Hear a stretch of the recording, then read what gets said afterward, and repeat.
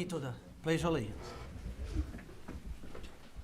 Pledge allegiance to the flag of the United States of America and to the republic for which it stands, one nation, under God, indivisible, with liberty and justice for all. Madam Clerk, roll call. Supervisor Aliaga. Here. Clerk Newbeck here. Treasurer Brown. Here. Trustee Morocco. Here. Trustee Nalamothu. Here. Trustee Stoyan. Here. And Trustee Ritchie is absent this evening. We have a quorum. Thank you. Carrie? Are we gonna make a motion? Mm-hmm. All right. You wanna do it? Yes. Okay. You want to Sure. move to the next and then I will. Yeah, okay. I need a motion to approve our agenda. I'll make a motion to amend the agenda by adding item M2, closed session regarding the purchase of real property. Support. All those in favor? Aye. Any opposed? Thank you. Motion carried. All right. And then we need a motion. I'll also make a motion now to approve the agenda as amended. Okay. When you second. Support. Okay. All those in favor? Aye. Any opposed? Okay. So we have an amendment of it. Good. All right. Board and public comments. Any board members or individuals that would like to make a statement? Carrie? I have a comment. Sure.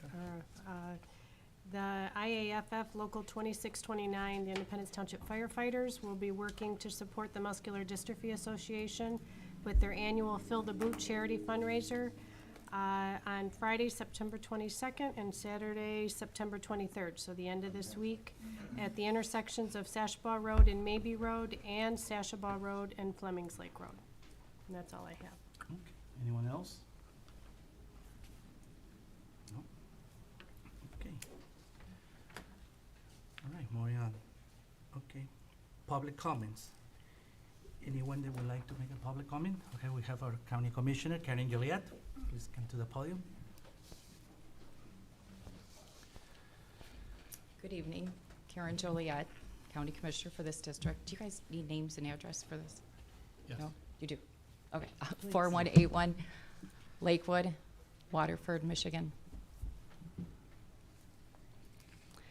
So I'm here to talk about the transit, specifically the vote for transit that went down at the Board of County Commissioners back in July of 2022, and clarify a couple of things. So at that time, I was finishing my first term as County Commissioner. I had been there for just about a year and a half, and I was watching excessive spending of mostly the ARPA funding go to the south part of Oakland County. And it was extremely frustrating, although we were in the minority, so I wasn't expecting much.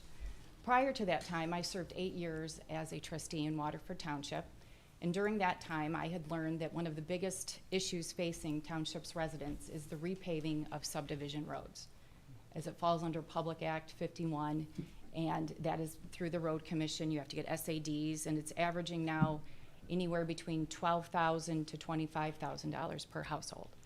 So I ran on a platform to help bring some relief to that, to start some type of program. And of course, I was not getting any traction whatsoever. So this vote came to be, and I thought about it, and whether I voted yes or I voted no on this made absolutely no difference. This vote was going to pass, and it was going to go on to a general election. So I chose to pick a vote that would bring some benefit to my district in terms of tax dollars capturing. So the vote went down, and I did, knowing that, it made no difference. This vote was going to pass, and there was other Republicans. I did not make it bipartisan by myself. And in turn, I received $6 million for 3 years for a township subdivision road program to offset special assessment districts. So I was able to capture money that the portions of South Oakland County are not happy about because they don't get money for it. But for Independence residents, for Waterford Township residents, for any township residents in Oakland County, for the next 3 years, there'll be $2 million appropriated to the Road Commission to help offset special assessment districts. So I thank you for allowing me the time to clear up any misconceptions and set the record straight as to why I did what I did. Are there any questions I can answer? Who's the point person on the distribution of the funds? It's between the road commission makes recommendations. You have to have a completed special assessment to qualify. So right now it was gonna be appropriated $200,000 for 5 projects, but it doesn't seem like the most equitable way to do it. So right now they're looking at just a complete breakdown of residents and divide the 2 million. Can it be one that's already started or one that's new to, It's a new program. So if they have an SAD already completed right now, that'll be for construction 2024, they would be considered. And is there a maximum percent match? I believe there's a I believe there's a 20% cap that they can receive out of the 2 million, or out of their project. So, if the project was 2 million, like the most that they could receive would be, I can't do this, 400,000. yeah. 20% max. I think up to. Right. Depending on how The many people details are still involved. being worked out because the road commission is waiting to see how much of a pool that they have, which I think by November, they will have a definite amount of SADs that they're able to to know will go to 2024 construction. So not necessarily a question, but just a comment for trustee Morocco related to our road improvement dollars. That typically is awarded, because it's first come, first served, typically awarded based on the date the county commissioners approve the project. So I assume this probably is the same. Correct. It's based on when the commissioners the road commission has to go with them for approval of the special assessment. The date of that is when we would contribute our stuff, and I'm assuming that's when they would contribute. The road commission will appropriate it once all SADs are in for that year, because then they'll look at the pool that they have and how to equitably distribute that. Alright. Yes. And when is that cutoff? I believe in November. Of 2024? No, 2023 for 2024 construction. They'll know what So you'd have to have an SAD almost finished by now almost. Right, but I've got funding for 2024 too, so Okay. there still is an opportunity for that. And if somebody wants to get an SAD it's before the SAD is officially approved, No, the SAD has to be officially approved first. then they find out how much they get? Yes, So you have to go into it almost not expecting the money, but hopefully knowing, getting yes, some knowing money? it's there, yes. Okay, well, I just want to make, It's better than it's ever been before, so. there's a chance you could get You're some right, money. exactly, Okay. exactly. Okay, thank you. But you're Yep. saying it's $2 million allocated to Independence Township, No, to all townships in Oakland all County. townships in Oakland County, right? Yes.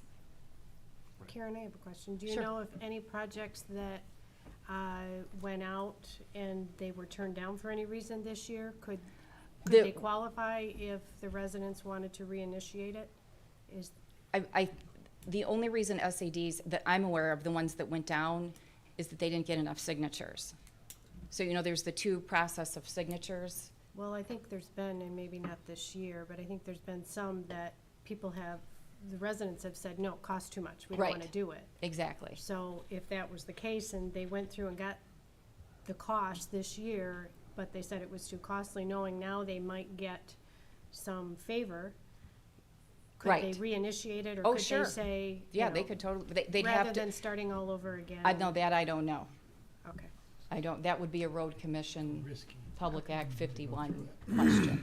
So, Okay, yeah, Thank you. yep, interesting. thank you. Yep. Something. Okay, thank you. You gotta do something. Anyone else? Okay. We have public hearing, so we're going to presentations of non-presented report, consent agenda. Okay.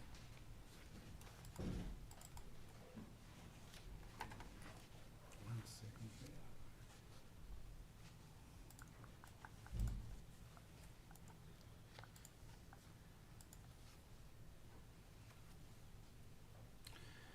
All right, request to approve the Board of Trustees regular minutes of September 5th, 2023. 2, request to approve the September 12th, 2023 check run, including the ACH $1,654,000 and and $85.64, and ratified as September 1st, 2023, payroll of $335,000, $335.67. Request to approve the agreement for election services early voting site between Oakland County, Independence Township, and the City Village of Clarkston. Right? I'll make a motion to approve the consent agenda as presented. Support. All those in favor? Any opposed? Motion carried. Okay. All right. Regular business. Request to approve the 2023 tax rate request L 4029 and adopt the 2023 millage rates for the 2024 budget year. Our assessor, Kim Finley.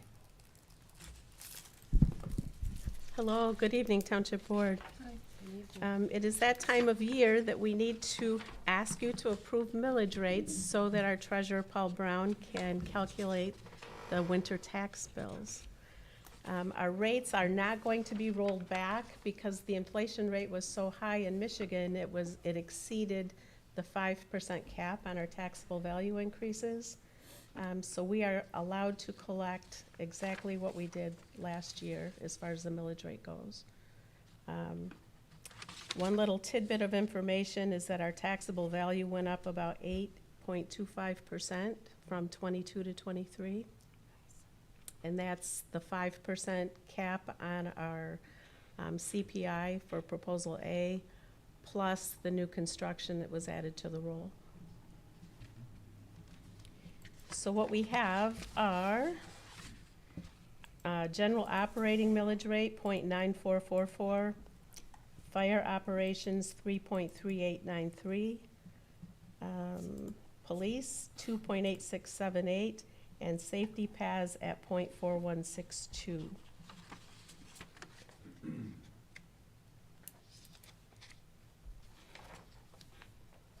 And of course, a portion of our revenue gets captured for the CIA district as well. Okay, any questions, board members? No? Okay, anyone from the public? Anyone online? Okay. I'll make a motion to approve the 2023 tax rate request L 4029 and adopt the Charter Township of Independence 2023 millage rates for the 2024 budget year as presented. Okay. All right, there's, okay, all those in favor? Aye. Any opposed? Okay, motion carried. Thank you. Great, thank you. Thanks, Kim. Thank you. Next is Lisa Christensen. This is about the budget adjustment for the reappropriation capital improvement. Correct. Hi, good evening. Playground demolition. So once we got into initial playground demolition, we did realize a few errors. Number one, initial demo included removal of the entire playscape. We were going to backfill posts and holes, and one layer of mulch and fabric along with a concrete sidewalk. And that was what was secured through Dorn excavating initially. Once we were into the project, we had many more layers that needed to come out through the demo. There were several layers of mulch, several layers of fabric, several layers of pea stone, in addition to site excavation work that was not accounted for in any other place in the project. So that drove the cost up, an additional $19,500, bringing that grand total to $30,500. So this was originally not budgeted. The $11,000 original quote was not budgeted, with a plan to take it out of the contingency portion of the project. But now with the increased price and some other fees that we're anticipating to incur out of contingency, I'm here to ask for a budget adjustment out of another capital improvement fund for the Bay Court Maintenance Garage, to allocate that money to the playground in the amount of $30,500. Thank you, Lisa. I open that for discussion. Any board members would like to No, There's some- say Sure. something. Trustee I Morales. went out there and saw it. We were out there on a site visit. Obviously, a lot more work got done than what looked like it was gonna need to be done. Also, and just, also just to make a note about taking the money from the maintenance garage fund and transferring it, that we've been working with other department heads and Lisa out there at Bay Court to find a way, and we believe that we'll be able to build that building cheaper than was anticipated. So losing that funding should not have a adverse effect on building the, It leaves us with about $220,000 Yeah. left for that project, So- which we think we should still be in good the shape. plan, we're in that. investigating now, but we think there'll be plenty. So that shouldn't be an issue with transfer, and that as far as the maintenance garage is concerned. That's it. Okay. Anyone else? Clerk Sir. Newbeck? Any reason to think that we couldn't still take the original 11 out of the contingency, or are you thinking you're needing even more than, I'm thinking to it's, not cut yeah. ourselves short? I mean, just that today, building? there's some issues with the sidewalk and the concrete and the grading levels. So we're about 50% in, and it just makes me nervous. We already had some things already earmarked out of contingency that we have an interpretive nature sign, we have some donor recognitions and things like that. It worries me. It's Okay. tight. Okay. This would, be the best plan. But if I have to relook at that, I'm happy to do that. Okay. It's unfortunate, but we have to get it done. It's very frustrating. Yeah, it just was very underestimated. 30 years of, mulch and material to keep it up, it just was a lot. And if you saw that site post excavation, I mean, you had to drop down a couple feet to get into the site. And that will all be brought back up with all the new material. Treasurer Brown? I just think that, I wasn't fully understanding that, so just a little bit more for the public. They ended up with a big problem because once they excavated the site, they had a huge hole that they had to deal with. Is that sort of, so it's not something you Yeah, can see The ahead of material time. went way, They figured it out Lower, yes. afterwards, the kind of depth of some of this stuff. So that makes a little bit more sense, and I appreciate the additional info. absolutely. Anyone else? Anyone from the public? Anyone online that would like to address the board? No? Questions? All right. Anyone would like to make a motion? I'll I'll make- to approve the reappropriation of capital improvement dollars from the Bay Court Maintenance Garage to the Bay Court Playground, and approve the budget and adjustment as presented. Motion made by trustee. Support. Okay, support by trustee Morocco. Right. All those in favor? Aye. Any opposed? Motion carried. Thank you, Thank you. Lisa. Good work. Good job.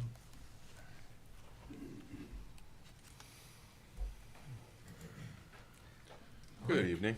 Yes, good evening, Rick. All right, I'm here tonight. This is budget amendment number 30. There's 3 items on here. They're really not related to each other. They're all separate individual things that have come up over the last month or so. The first one is unemployment. Typically unemployment, we track it throughout a calendar year, and for those of you who don't know, we get 4 quarterly reports in a year, and then the following spring is when we actually pay for the following year. Well, that's good for budgeting, but the problem is you only see 3 months, or 3 quarters. That 4th quarter you don't see until budgets are already approved. Well, in this particular case here, our prior HR manager came through and she filed claims, which we did not know in the 4th quarter. The bill came due in the spring. We paid it, obviously, but that put the HR department in the red because we didn't budget anything there. We didn't know about it. So basically, that's what this amendment's for, the first one here. There was also just a little bit in the senior center as well, a couple, $200-300 that they were short there too, so that's being picked up as well. Number 2, cemetery headstone project. This is going back to 2020 when the board first originally approved that project. In 2021, we actually put a budget amendment out there to establish some dollars. We put $25,000 in donations out there, and then the board agreed to match those dollars, so we put $50,000 in expense. So that got things rolling. Well, another budget amendment came in that same year where it actually reduced that amount, those amounts, by $9,150. Well, there was a separate grant that was received from the Oakland County Pioneer and Historical Society that was never considered. So we had to back those numbers off, and that's what that second amendment was all about. Well, we didn't budget anything for '23 because we didn't know if they were gonna finish the project in '22. So it's always one of these catch-22 things here. So now, we were approached, they want to finish up the project, and basically what amendment number 2 is here is to basically reestablish some donation money, $1,570, and expenditures of $9,455. I believe the expenditures, last I heard, were in the $6,000 range to basically finish up what they originally had planned to start. So we're totally within budget once we get this budget amendment done, and everything should be good. And I believe going forward, which is still gonna be discussed, but I believe we're gonna put something in the cemetery budget as well to address these issues, or a few stones, maybe a few a year, so we can continue the same process going forward. The third item here is kind of a little accounting thing that happened to us. It has to do with the fire truck that was purchased back in 2021. We actually paid for that truck back in '21. We paid for the whole thing. Well, the auditors, you would typically think we pay it, you expense it. Well, that didn't happen. The auditors don't like that. They don't want you to expense something until you actually receive that piece of equipment. So that $700,000 was actually put into a prepaid account, and it sat there for another year, and then we finally received the truck early this year in 2023. Well, it was never budgeted because, again, didn't know all these prepaids, didn't know what was actually happening with this. And now the prepaid has to be relieved, even though we sold that truck almost a week later after we received it. So all this is just an accounting thing. The money should have been expensed back in 2021. Obviously, the auditors wouldn't let us. It still needs to be expensed. So we just need to add that into the budget so that the prepaid account can be drained, basically, and expensed. That's really all that amendment is for as well. And that was it. Okay, any questions? Any questions? Board members for Rick? No? Anyone from the public? Okay. Anyone online that would like to address anything to Rick or to the board? All right, I need a motion. Make a motion to move to approve 2023's budget amendment number 30 as presented. Second. Okay, motion has been made and seconded, so all those in favor? Aye. Any opposed? Thank you very much. Thank you, thank you, Rick. Okay, well, this is me. A couple of weeks ago, I have a meeting with Superintendent, Clarkston School Superintendent, Dr. Ryan, which actually he's here today, and we talk about one of the intersection of Walden near to Clarkston Junior High, where we have a lot of accidents and it's needed some special lighting. It's called that. We need to install. They need to install it's called the hub traffic signal. The cost estimate for this is $250,000. Dr. Ryan came to me and asked me if it's something that we can help them to be able to have this light there, because we already have some accidents there, and we need to support our schools. I mean, actually, safety first, and we have kids going there, and it's becoming a dangerous intersection spot.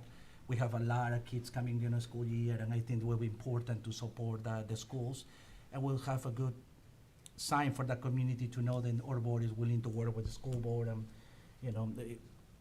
if you read the MAIF, it's explaining really well what is the cost.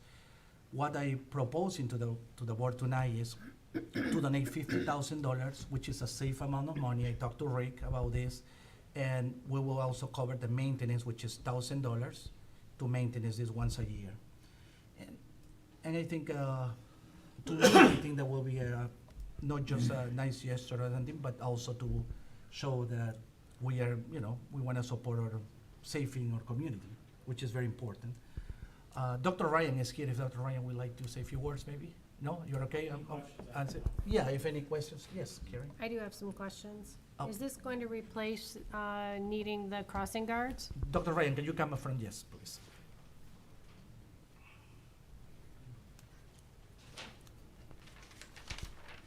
Okay. Will this replace needing the crossing guards No, or it will not. utilizing the crossing guards? So it'll be in addition? It'll be an addition because our crossing guards, even after some training from Independence Township officers on how to properly and safely best interdict traffic, we've had several near misses even with them. Okay. It's just the speed of the cars, the volume of traffic, and the site. And the $1,000 a year for maintenance, what are you anticipating is like the total maintenance cost, and what is the maintenance that we're gonna be paying? I don't have all those numbers in front of me right now, but that was what was given to us from Oakland County Road Commission in terms of just Okay. basic upkeep, maintenance, and electricity that will be supplied to it. And are you looking to do this at any of the other schools? Is this part of a future plan if, or is this just? This is a standalone project. We have a couple other sites which we've monitored traffic crossings which are dangerous, we would consider, or need extra attention.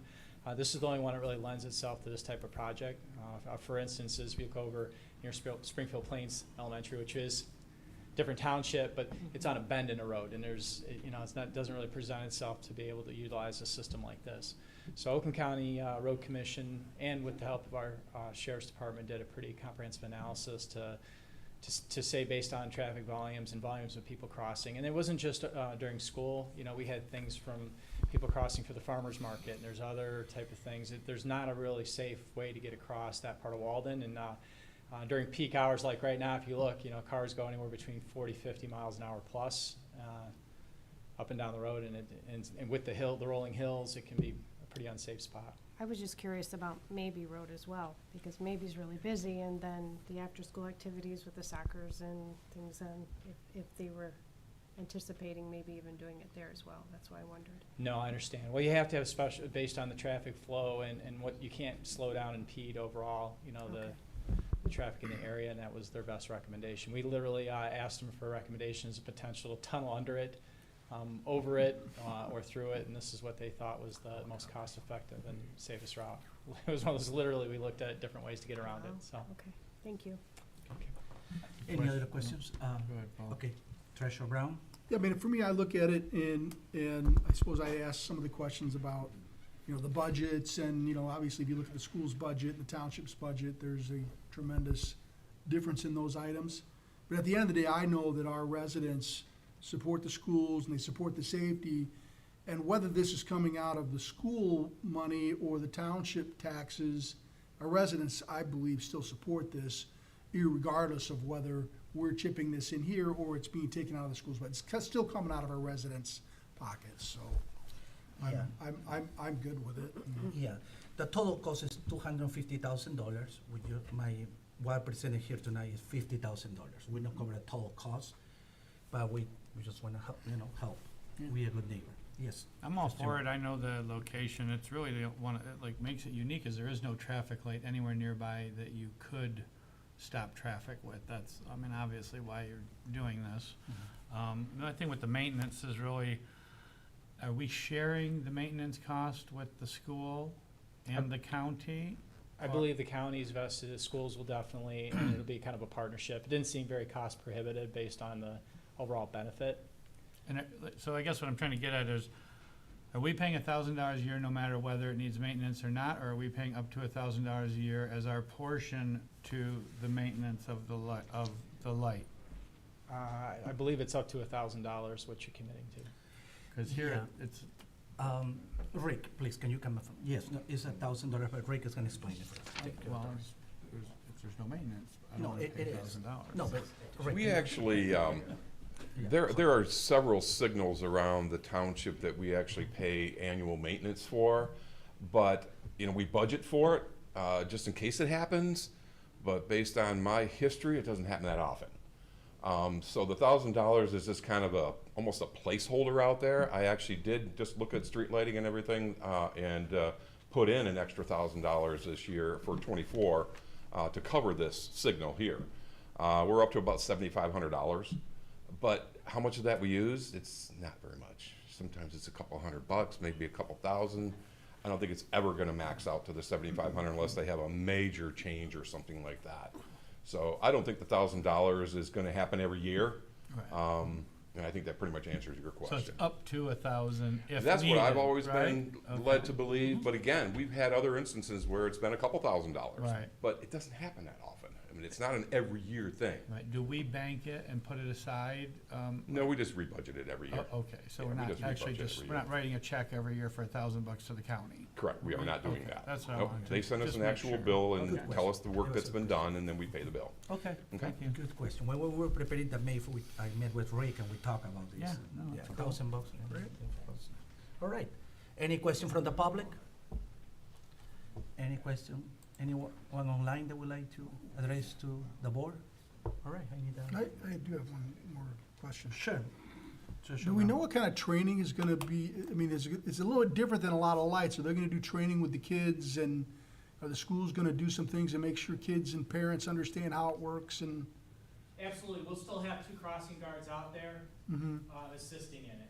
All right, It's because not foolproof, yeah. when we, obviously, we didn't have crossing guards with the one we put on Sashabaw, and there were some issues initially.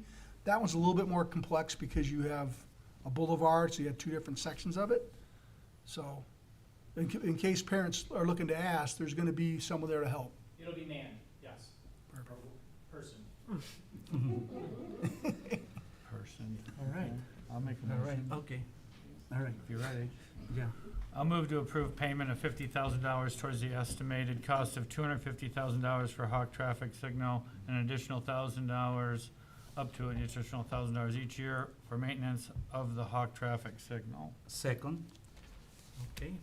Motion has made and second, and then, it's a robocall, so. Review it. It's roll call? It says robocall right there. I don't believe that's No? roll call. Okay. No. Sure. Well, we can go ahead and do it. All right. Clerk Newbeck, yes. Treasurer Brown? Yes?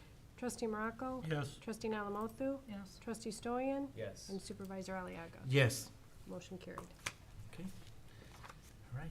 Thank you, guys. Thank you. Thank you, Dr. Ryan. Thank you. Sure. All right. Okay, moving on, we have,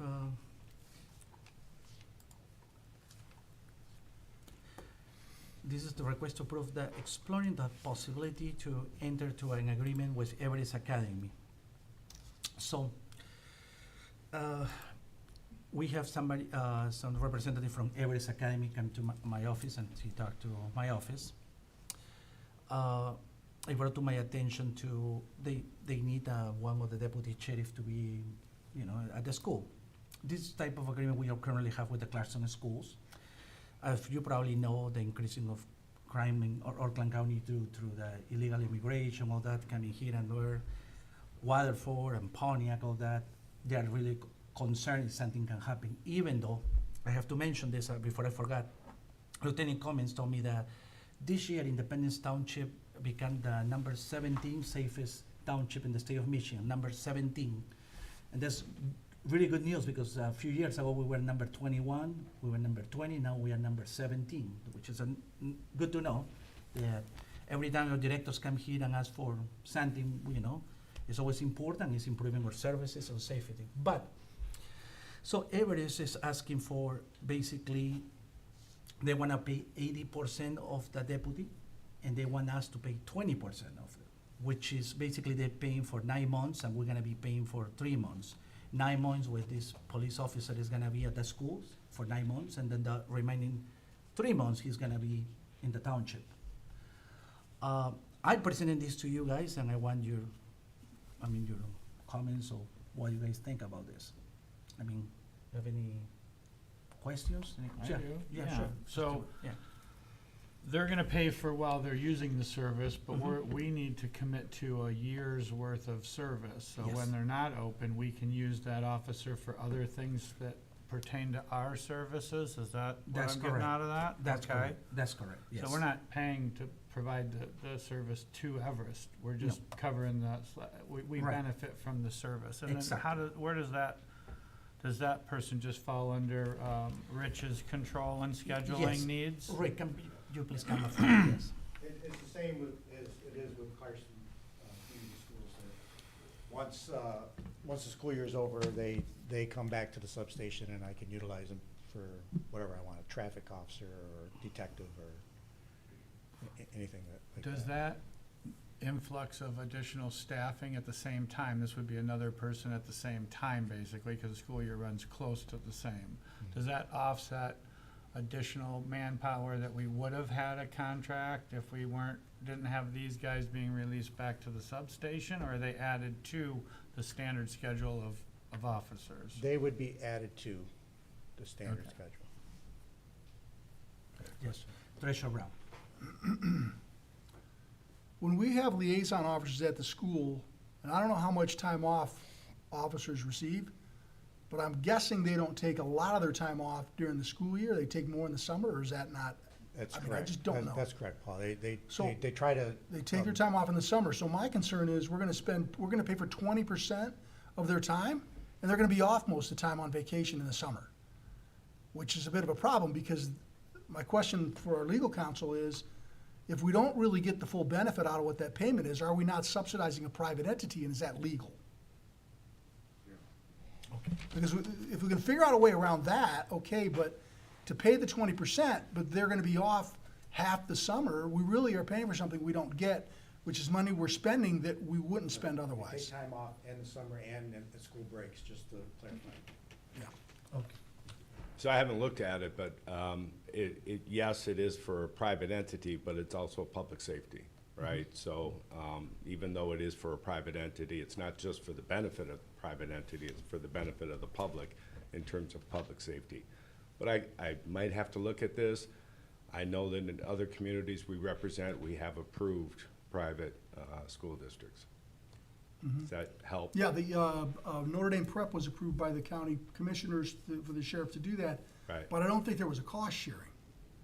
yeah. See, And so- I'd probably have to look at it. They pay 100%. So Notre Dame Prep's doing it, but they're paying 100%. Not that I have a problem, I don't think our residents have a problem with that, but it does concern me a little bit that we're paying 20% when they're likely to have that officer be off a lot of the summer just because they need to be there when school's in session. So we really are paying the 20% and not necessarily getting. Sure, so, please, all right. Thank you. All right, thank you. Okay, thank you, Paul. I could also address Yeah. that, if you went forward with a contract, we could address it. Yeah, this stuff has to be looked at, sure. Yeah, yeah. Paul, I know you're making a good point, you know. I presented this tonight to the board. This is up to the supervisor what's coming here or no, but I present it because I say it's important, like, our attorney says safety is important. I say, you know, I wanna be proactive than reactive, and I said, I have to present it to you guys and make this decision. This is important, safety, is, you know? Yes, Trustee Terry Martin. has a question. Oh, Terry, yes. Trustee Malamat. I have a question for you because, I was gonna ask about Notre Dame Prep because I heard theirs got taken away. Is that true? Even though they offered to pay 100%? There was, I don't know the whole story, but there was a proposal, and then the county commissioner stopped it at one point. I'm not sure if they did end up approving it at a later date, but I know it was stopped. I can help. You know, They, Hold on. they this approved it. representative Can you from, please? Okay. Hello. Yes, can you come? My name is Ryan Stacy. I'm here to represent Everest Academy and Thank you. emphasize, obviously our support in this effort. Your address, please? 783 Pinery. I unfortunately live in Orion Township, but Everest is here in Independence. Sure. To the vacation schedule, I see that as something that's completely overcomable. Everest Academy would be completely open to taking on a percentage of actual hours worked versus, Perfect. Perfect. versus vacation time. I think my experience with Everest is there's a lot of time off around Thanksgiving and Christmas, and there's a lot of opportunities there for deputies. I don't think many deputies would pile it all on the summer. Maybe they would, but I know a lot of guys deer hunt, a lot of guys they're off a lot in enjoy, winter. things during the school year as well. But however that washed out, an equitable split of actual hours worked versus, Great. we wouldn't expect the township to subsidize Everest to that degree. Sure. Claire, Can you tell us a rough guesstimate of how many students you have that are Independence Township residents and the other residents, from the other jurisdictions? There's approximately 460 plus students. ranging from pre-K through high school now. I would imagine that the breakdown demographically would be 80+% would be Independence Township, just based on friends and the experience I've had of being an Everest parent for 20 years. I would say a solid 80% would be Independence residents. And did you, or did Everest approach the sheriff's department to do this on your own? And did that not work out, or what made you come?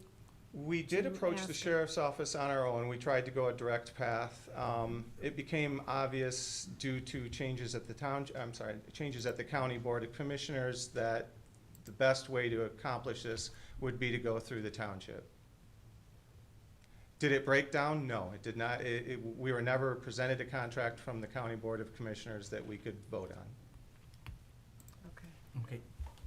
Dan, you would like? Well, I would just point out that they do have to go through our contract to get that service.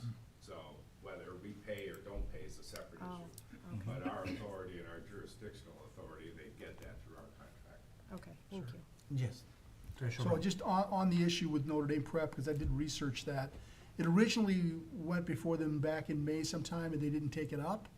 But they did approve a resolution for 2023, 2024 with Notre Dame Prep. And so the Board of Commissioners did approve that through the Sheriff's Department, and that's in place right now. One further question maybe for Rich. I think some of the board members might not Sure. know. Can you give us an Sure. idea and the residents of what this would cost? Should we go forward? What does it cost for a liaison deputy? It With would be, benefits. it would go under patrol investigator, and I'm just a guesstimate, not having the numbers with me, I believe it's about 150. Is that? Plus car. Plus a car? Yeah, so you're probably looking at 155 to 160, including a car. Okay. For the year? Yeah. So For the year? Yeah, pay like, Yeah, for Right. the year, yes. for the, 9 months. Right. Yes, So trustee I Morocco. mean, if this is, I mean, I think Everest needs a lead. I mean, everybody needs a cop at a school, if we can afford it, you know? Do you, in the summer, it seems like it would be busier, that we're not committed to it, you know, I look at it from a perspective where if we have access to another deputy in the busier times with Pine Knob and other things going and all the fairs and festivals and all that, but we don't have to commit to that person all year round, you know, kind of like taking on a part-time guy, then I can see a benefit in that. So we're not taking on the whole cost of beefing up, but in the busy months in our township, which happen to be the busier months, with all the people, we get an extra hand without committing to the 155 that we gotta Right, and cover. we can So, utilize them you for know, whatever. right, so I mean, if you feel that there's a use for a good use for the deputy in the off-season, and you can use an extra hand, and that would keep us from putting on another full-time person maybe a little longer, then I could see a benefit in it from that respect also, you know? Absolutely, we can always use more people. Because we get to use them during Christmas and Thanksgiving and Easter break and spring Yes, if break they're and not, all the other right, if breaks they're they not get. taking, right, if they're not taking any time off at that time, we utilize them during that time. So they're not off. So if the school's operating at 180 days a year and we're only covering them for 90 days technically, right? There's another 180 days of weekends and vacations and Christmas and holidays that, where's he at on those days? He's either on the weekend off or Weekends he's off. working. Does he come to work for you the week between Christmas and New Year's when they're never open and stuff? Yes, he would, or Because she he's would, being paid, yes. right? Yes, So is he technically being paid then by Everest Academy, but we get to use his Correct. services during all vacation and off time of the school Correct. that's not on weekends? correct. Okay, so we get a little more benefit than just the summer then if we're getting that service, the fill-ins around the the off-season too, right? And I'm assuming Everest is closed down during the holidays. so it wouldn't be very- Correct. So you And- wouldn't need them. Well, Correct, and Trying to Everest think isn't we get a in little more Clarkson High benefit. School. You know, we don't always have swim teams going, we don't always have the facilities and the amount of events going on, so no. If we're not in session, we wouldn't have a use for the deputy that would tie him up. So then that person would come to the substation and we'd utilize them for extra road patrol person, or if we have a traffic issue that we want to concentrate on for a week, we can throw them in. Right. He's Yeah. full-time under your control, Yes. delegated to when they're in school, and when Correct. they're not, they're working for the township. Correct. Okay, thank you. Treasurer Brown? If I could just suggest that as this is sort of put together and how it's mapped out, that there be some way to evaluate total hours worked versus time off somewhere near the end of the year to actually come up with the final calculations of what share we have. Because that would be fairly easy to do. Maybe it's not 80-20, maybe it's 75-25, maybe it's 15-85.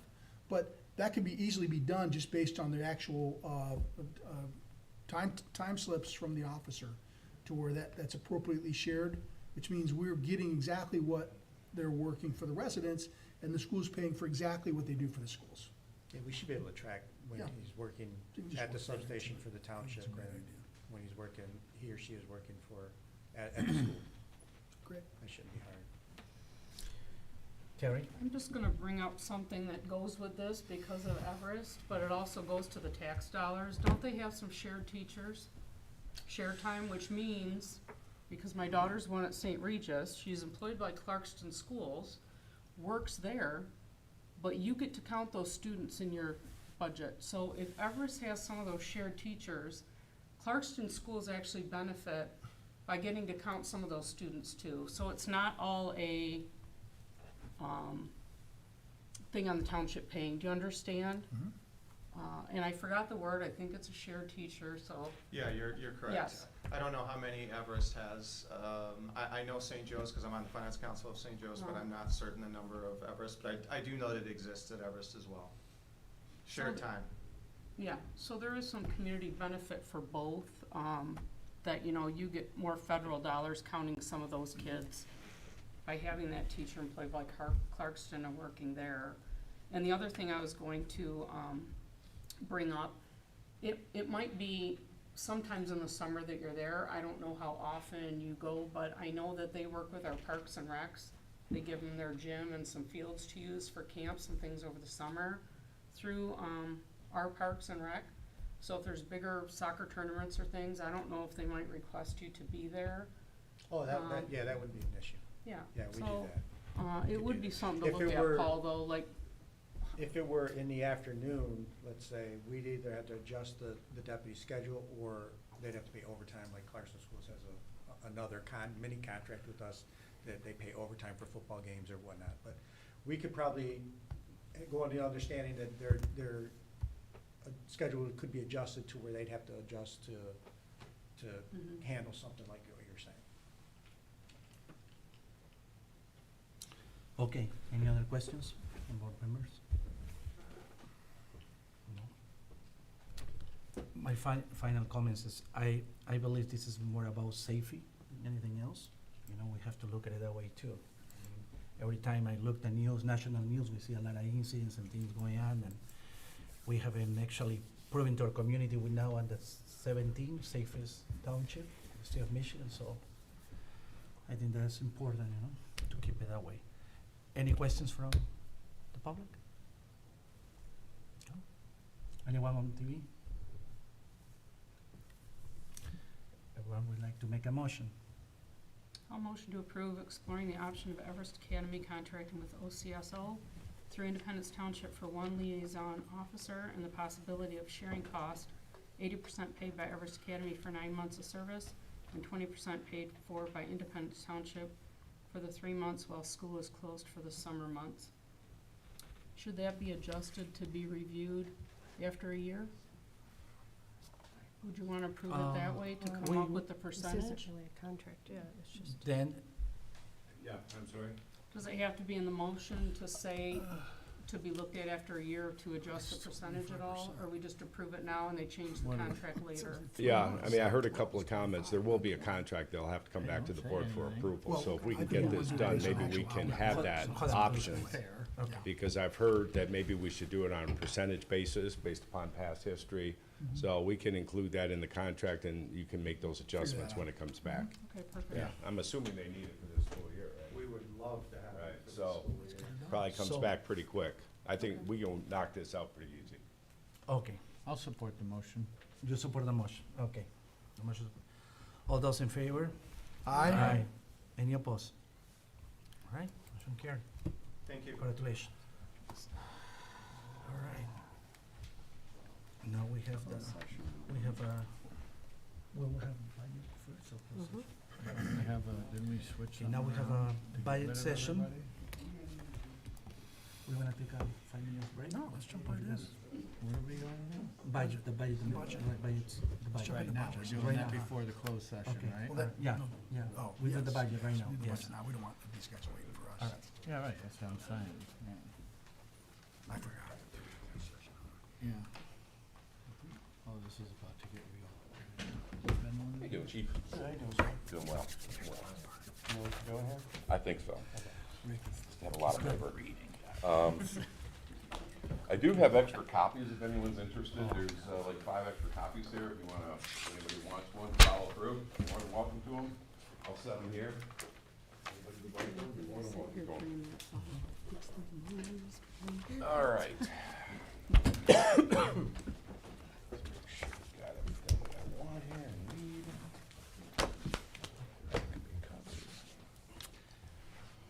Okay, tonight's budget session is going to be covering a number of different budgets. We're looking at the fire CIP, the actual fire budget itself, police, the Corridor Improvement Authority, which is the CIA, the CDBG budget, Independence TV, Safety Path CIP, the Safety Path itself, the North Sashabaw Debt Service Fund, and Walters Lake. There's a number of them. Probably the most important ones are going to be the first ones here with fire, police. We have Safety Path and ITV. Those are probably the biggest ones that you're going to want to really pay more attention to. The other ones are just smaller funds with very little activity. So to start off, we're going to do the fire department CIP. And as it stands right now, they have it's about a 20-year CIP plan. There's about $8.2 million planned for future spending. And the current years, I mean, obviously, I'm not going to run down through every one of these items here. You have it in front of you. They have basically split their purchases down between apparatus, equipment, and then the 3 fire stations and remodels and different things that they want to do in each one of those. Everything is broken down by year so that you can see everything that they're looking at purchasing. So, going to page 3, there's a big schedule here. And what this is the actual CIP schedule. It has everything on those first 2 pages. It's all laid out here by year. But the important piece is the section all the way at the very bottom where it says in capital improvement plan funding. This basically is a small little budget. It's condensed. But you can kind of see the actual activity, all the purchases coming in. We have beginning and ending fund balances. And as you can see here, everything is pretty much funded all the way out through 2039. So that's the current plan here. We contribute from the general, or from the actual fire fund itself into the fire CIP fund to pay for all of these different purchases that they have planned.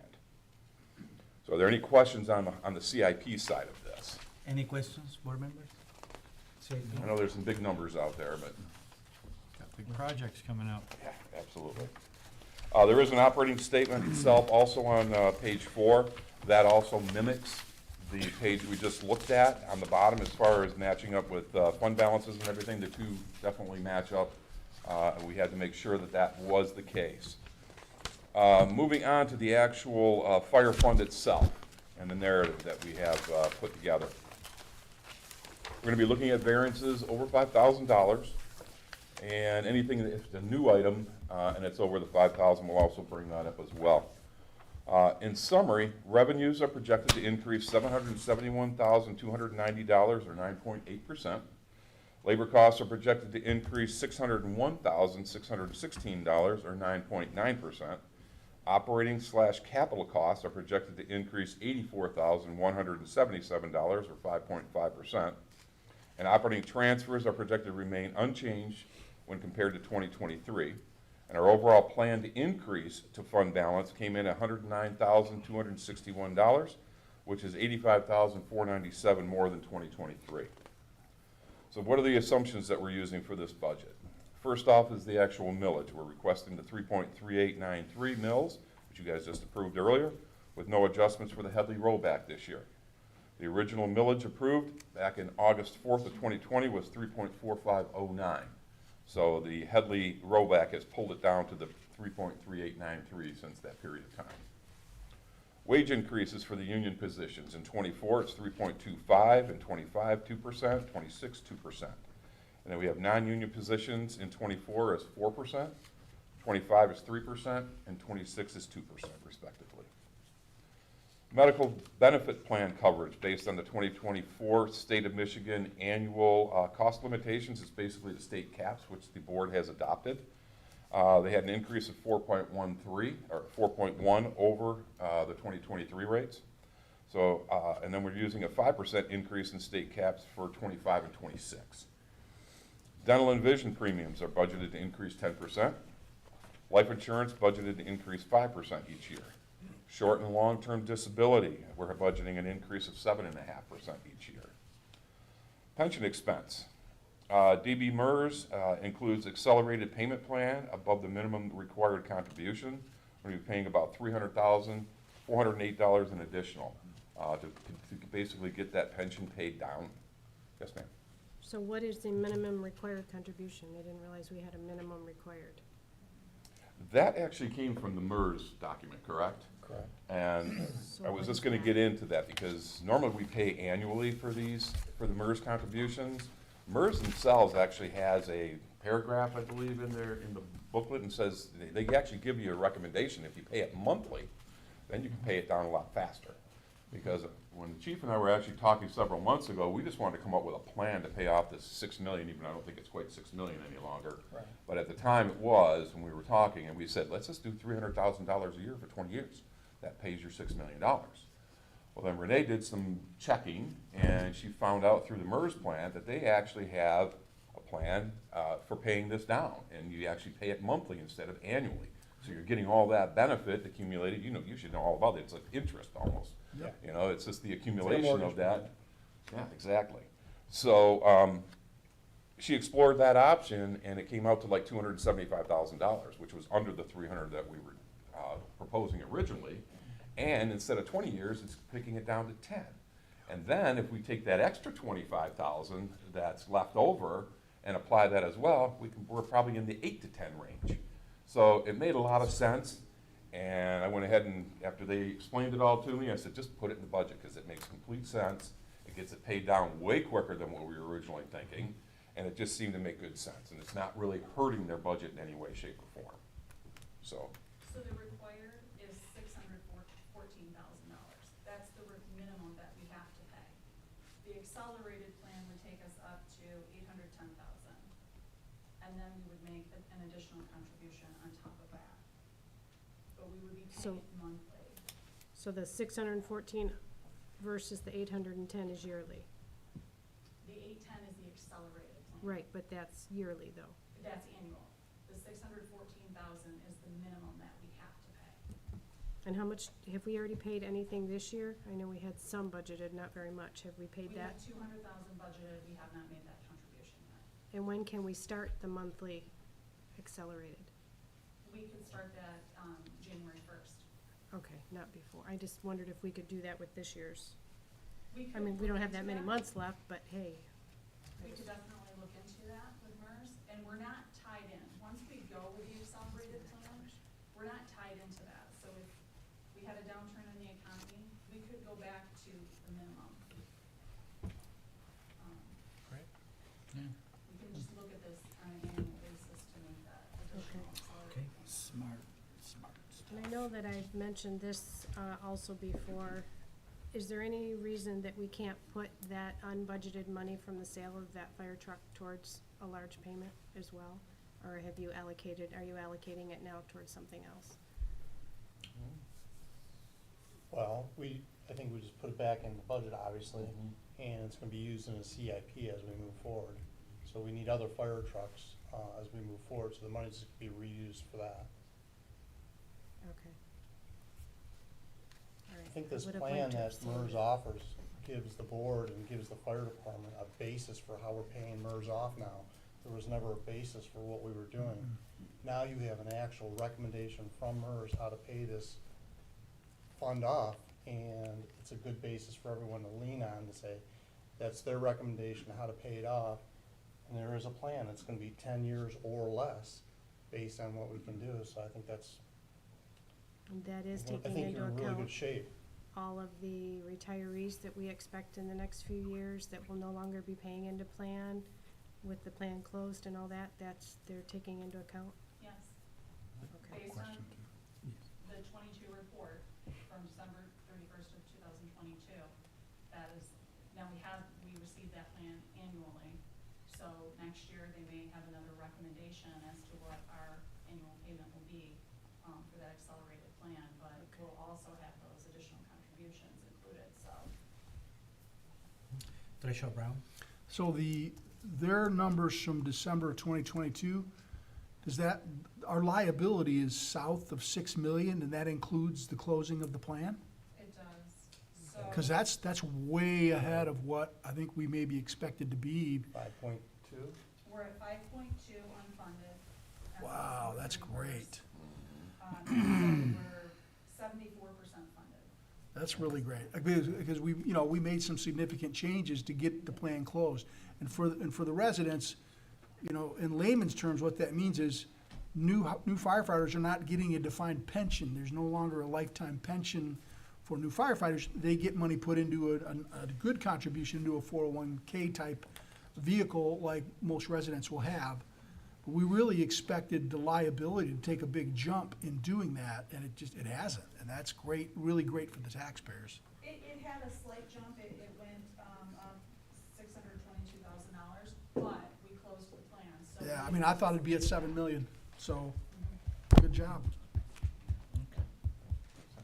All right. Okay, thank you. The last assumption on here is just we're gonna continue funding the capital improvement plan for future purchases out of this fund. So let's move on to revenues. Significant increases to the 24 budget when compared to 23. Property taxes up 504,000 or 7.8%, and that's due to higher tax values in the township. Other federal grants, 43,882 or 12.7%. It's due to reallocating the American Rescue Plan Act, the ARPA funds, to 2024, and the remaining funds are expected to be spent for the purchase of a new ambulance and customization of mobile command vehicle. Charges for services, ALS, up 104,000 even, or 12.8%, and that's due to an anticipated increase in call volume and year-to-date results. Charges for services, Village of Clarkston, up 14,619 or 8.3%. This is due to higher tax values in the village. Interest and rents and market value adjustments are projected to increase $103,230 or almost 400%. And that's based on the most recent investment strategy laid out to the board in August. And then there are 3 other revenue accounts, all less than $5,000, that are increasing the revenue budget by about $2,400. Significant decreases on the revenue side to 2024 budget compared to 23. There really aren't anything significant. There is one other revenue account, less than $5,000, that's decreasing the revenue budget by $1,000. Moving on to labor and benefits. Significant increases to the 24 budget when compared to 23. Wages full-time up almost 282,000 or 8.2%. That's due to the 3.25% wage increases for union positions and 4% increases for non-union positions. There's CBA wage step increases and the addition of 3 firefighters, paramedic positions. And I think I want to pause there because I know the chief wants to say something about that as well, those 3 extra firefighters that we have budgeted. So I'd like to recommend to the board that as we move into the 2024 budget, that we increase the staffing of the fire department by 1 firefighter per shift. We run 3 shifts, so it's equalizing out each shift. Each shift currently has 10 firefighters per shift, so we're looking to bump it up to 11. We're doing this all while staying within budget, and just some real quick history for you. The fire department has not had a staffing increase since 2002. So as we sit at 10 people a shift, it's what was then in 2002. We've doubled our volume of runs since 2002 with no staffing increase. We're starting to choke a little bit with the run volume and the increases in demand from the public.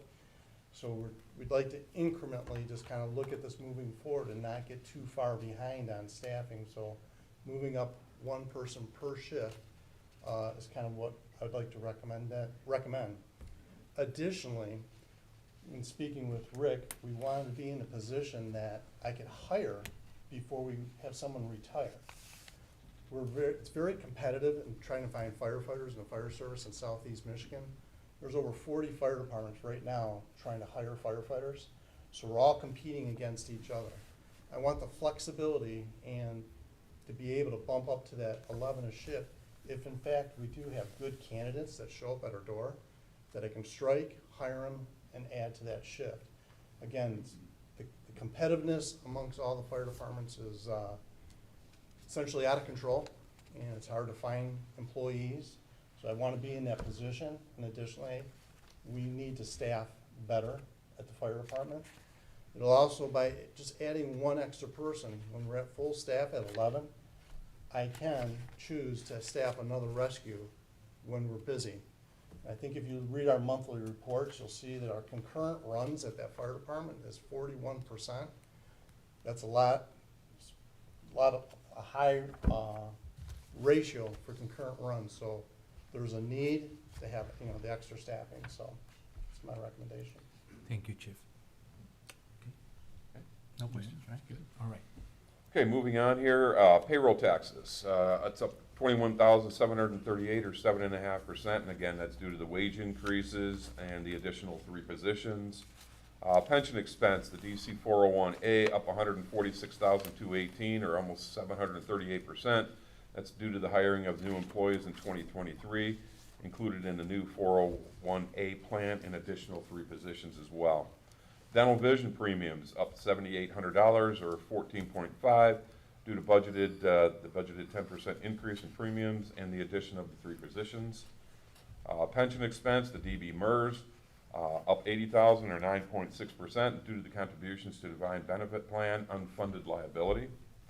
Health insurance premiums up $89,000 or 14.5%, and again that's due to the 4.1% increase in the state caps and the addition of the 3 positions.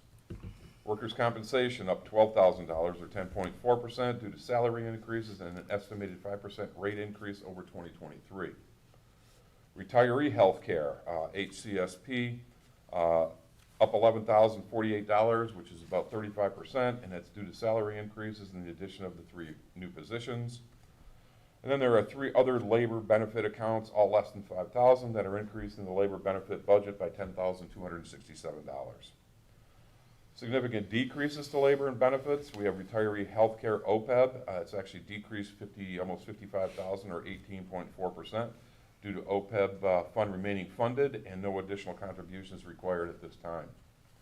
And then there are 2 other labor benefit accounts, both less than $5,000, that are decreasing the labor and benefit budget by about $3,700.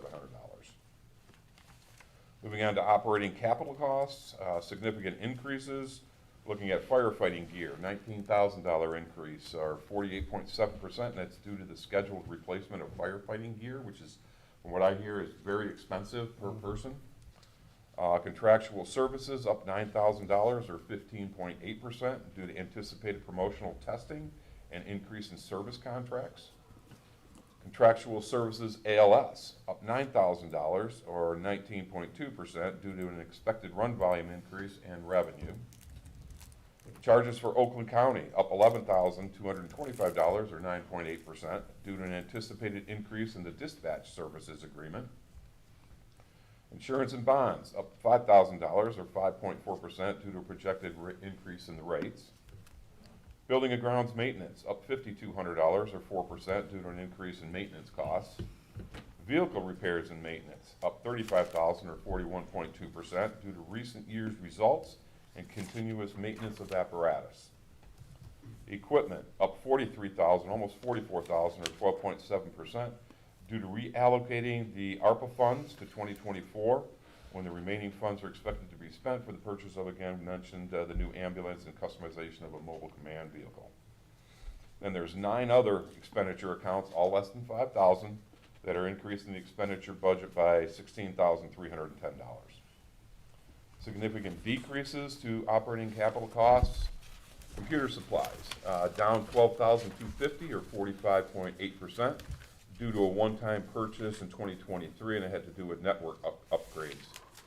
Hydrant rental, down 28,375 or 73.9 due to a reduction in charges from the DPW. Professional development, down $7,000 or 20.9% due to required training in 2023 that will not recur in 24. Small equipment, down 14,500 or 27.6% due to funds transferred from 22 to 23 related to a supply chain delay. Then there are 4 other expenditure accounts, all less than $5,000, that are decreasing the expenditure budget by $7,600. Moving on to operating transfers, there really are no increases or decreases here. So that leaves us with items that could impact this budget during 2024 that are not budgeted.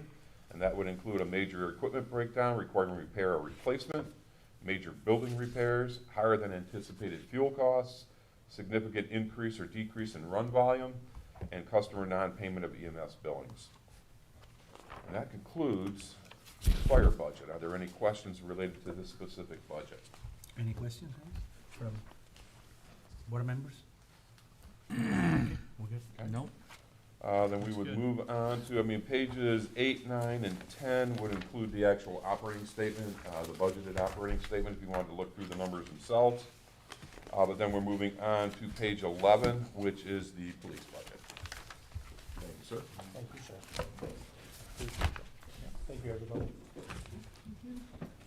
Thanks, Dave.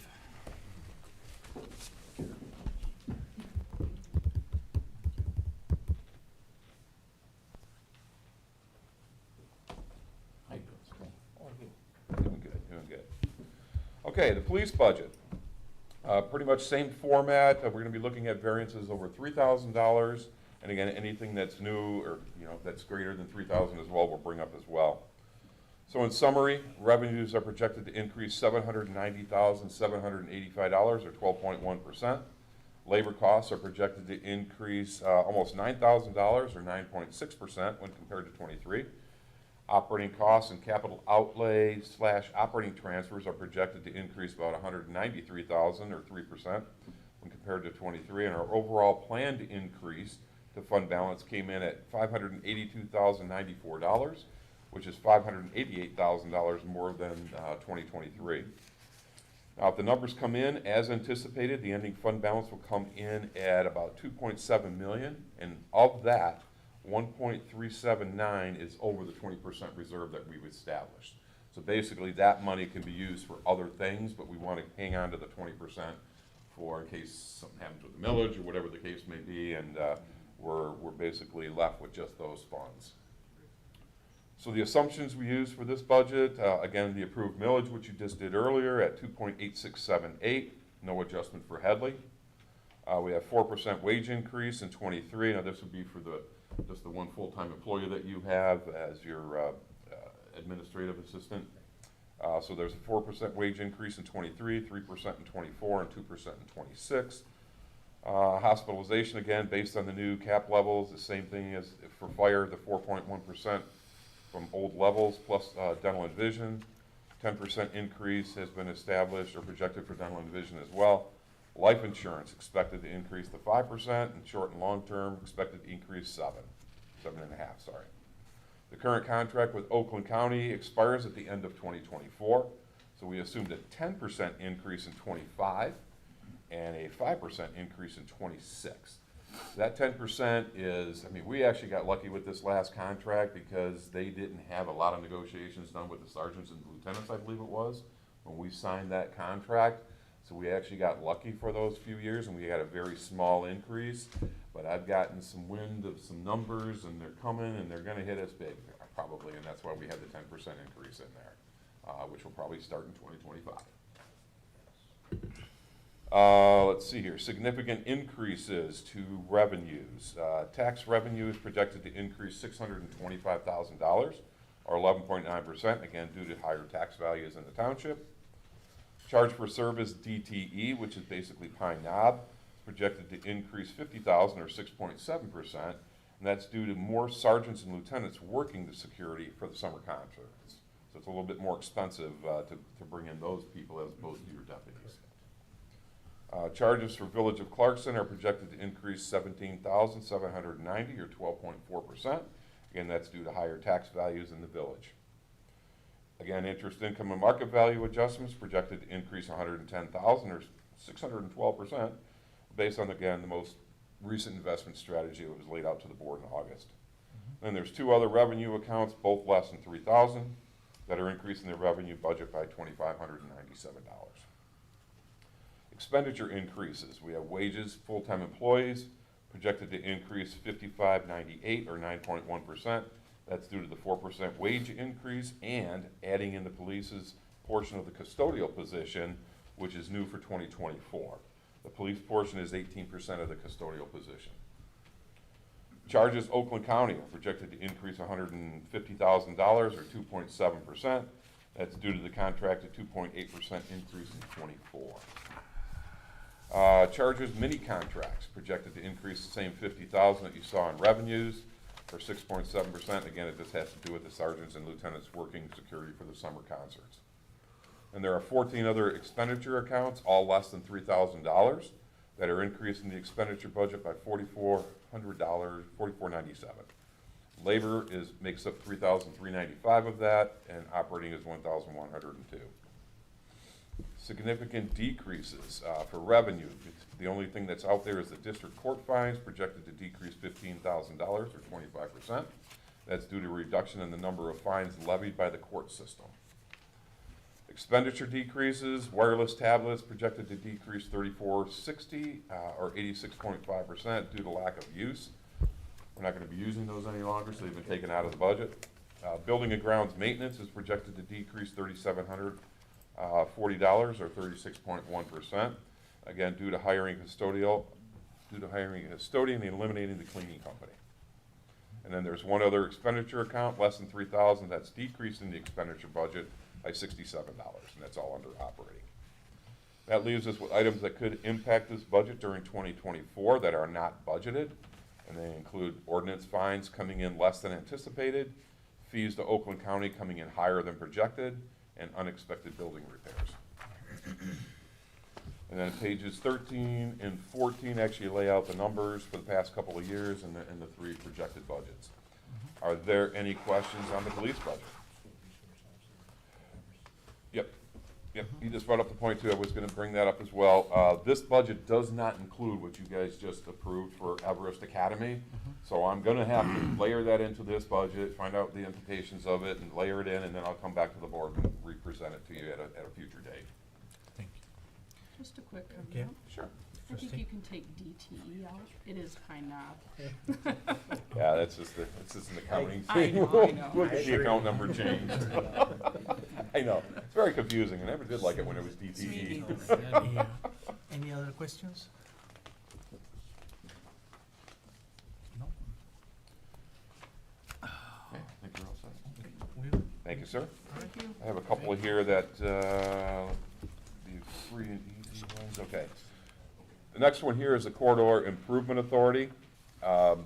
Basically, the activity in this fund over the next 3 years is focused on repaying the principal and interest on the bonds that were issued for the North Sashabaw Road project. There's a total of $1,775,000 is budgeted to be paid back during 24 through 26. In addition, $500,000 is being spent for the traffic signal at Walden Center Drive. It's actually in 23 and 24. I think the work's going to start this year, but it probably won't finish until next year. And that was also through a contribution from the general fund. That same $500,000 will be repaid to the general fund using the TIF funds once the bond principal and interest payments have been refunded. And a recent calculation based on the numbers that we have that the assessor was able to provide to us, it still looks like that everything will get paid off prior to 2030, which is when the CIA, I believe, ends at this point in time. So everything is still on track to be paid off, so there's no issues there at this point.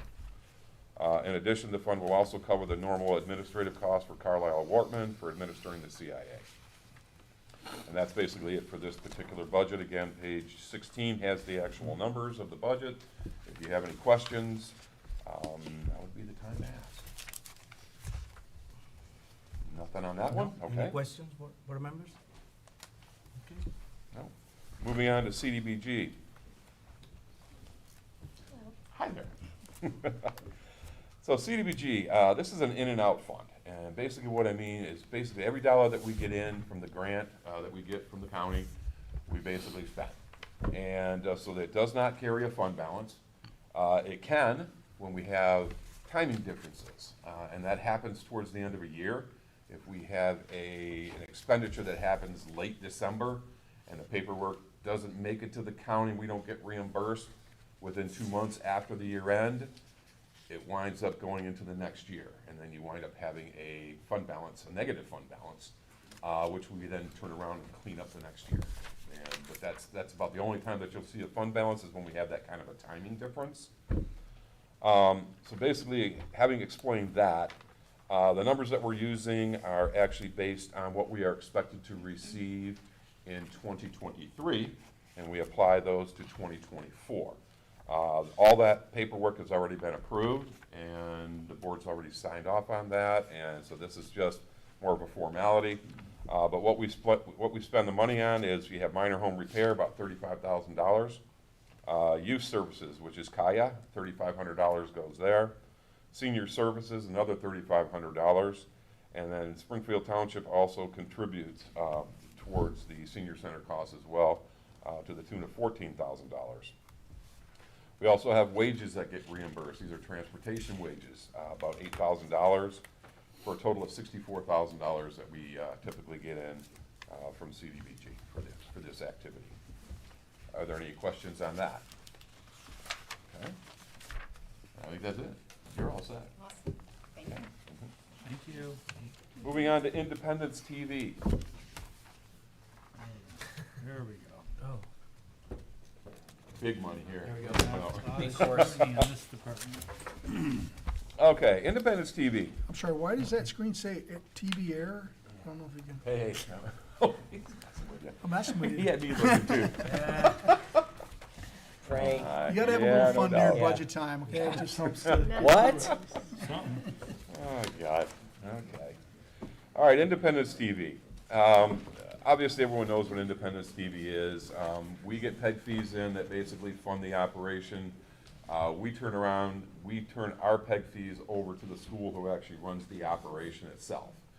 The biggest problem that I want to bring up with this fund, and it's been an ongoing problem, and it's only getting worse by the year. And that problem is the PEG fees that we're getting in.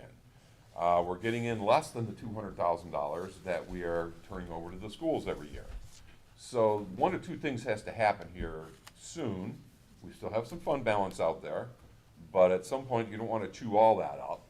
So one or two things probably has to, at least one or two things that I'm aware of, there might be other solutions, but one is we need to go back to Comcast and DirecTV and get our rate put back up from 1.6% to 2%. A former supervisor, Mr. Kittle, he actually brought it down because we were collecting too much money at that point in time. So that's one option. Whether they would go for that increase again, I don't know. We'd have to reach out and find out what and if that's even a viable option any longer.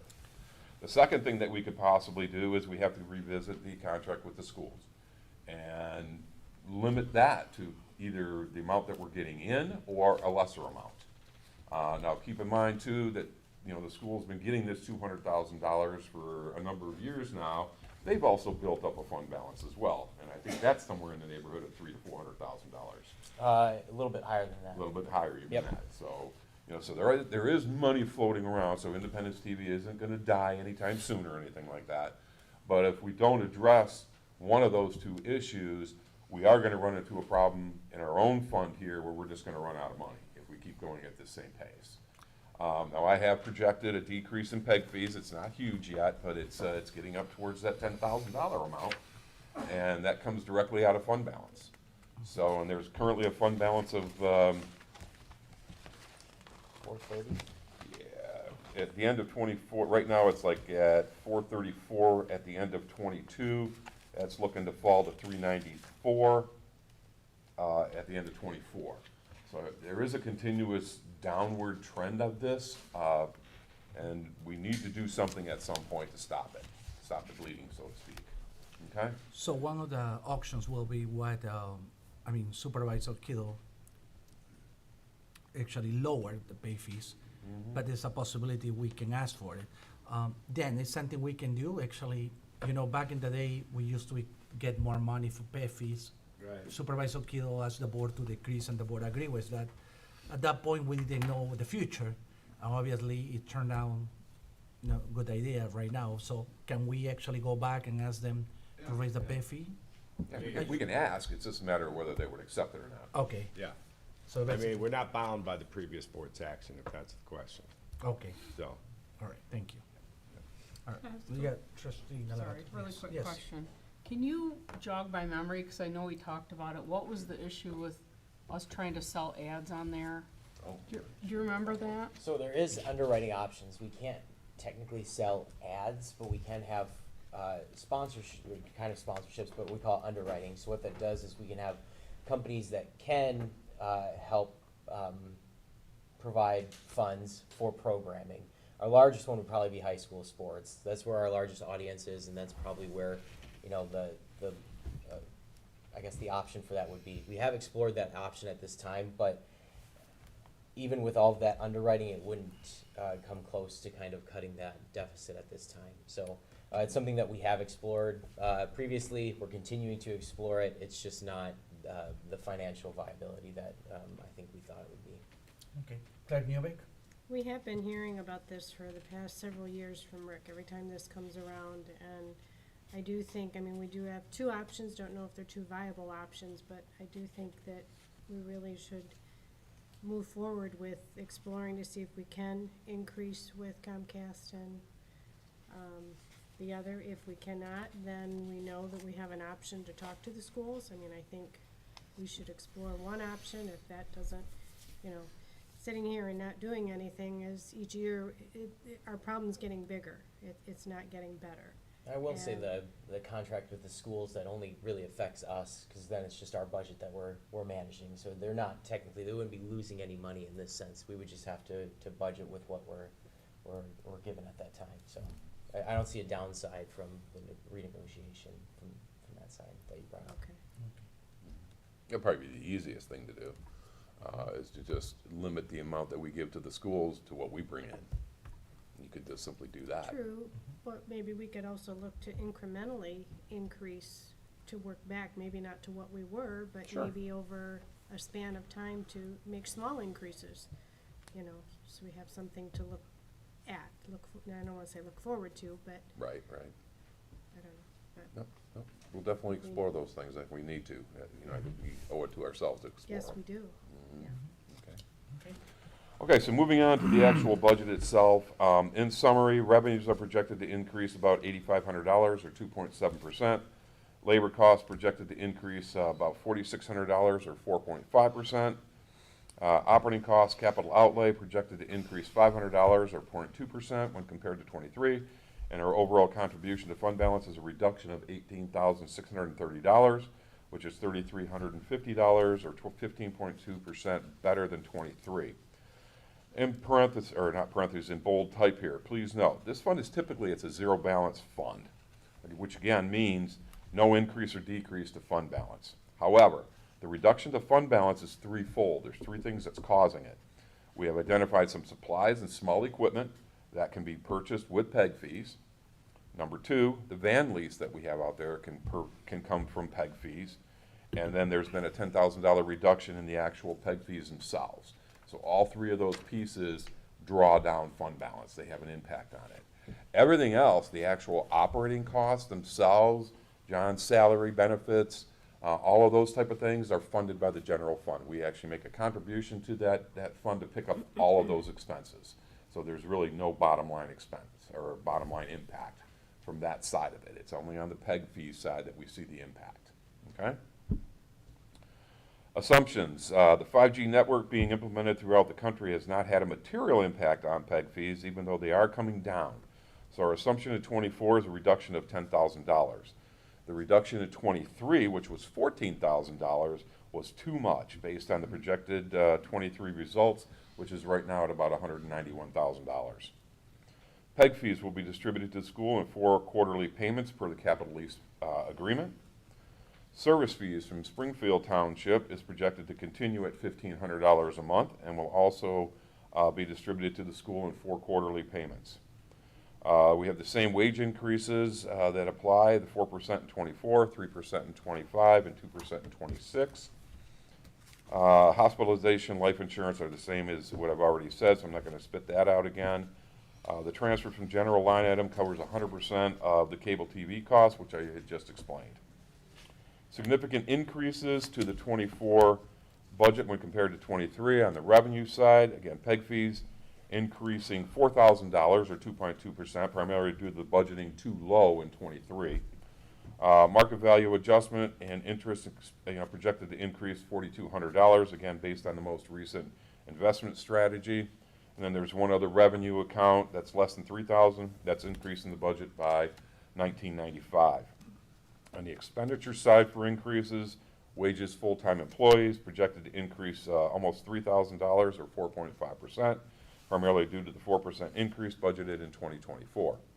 And then there's 9 other expenditure accounts, all less than $3,000, that are increasing the budget by about $2,200, split between labor at $1,681 and operating at $530. Significant decreases to 24 compared to 23. There's nothing real significant under the revenue side. There is one other revenue account that's less than $3,000. That's decreasing the budget by $1,751. On the expenditure side, again, no significant decreases. And again, there's also one expenditure account less than $3,000 that's decreasing the expenditure budget by $30, and that's on the operating side. Items that could impact this budget during 24 that are not budgeted include, if the program with the school fails, we will need to appropriate additional funds to bring our current operation back to full operational status.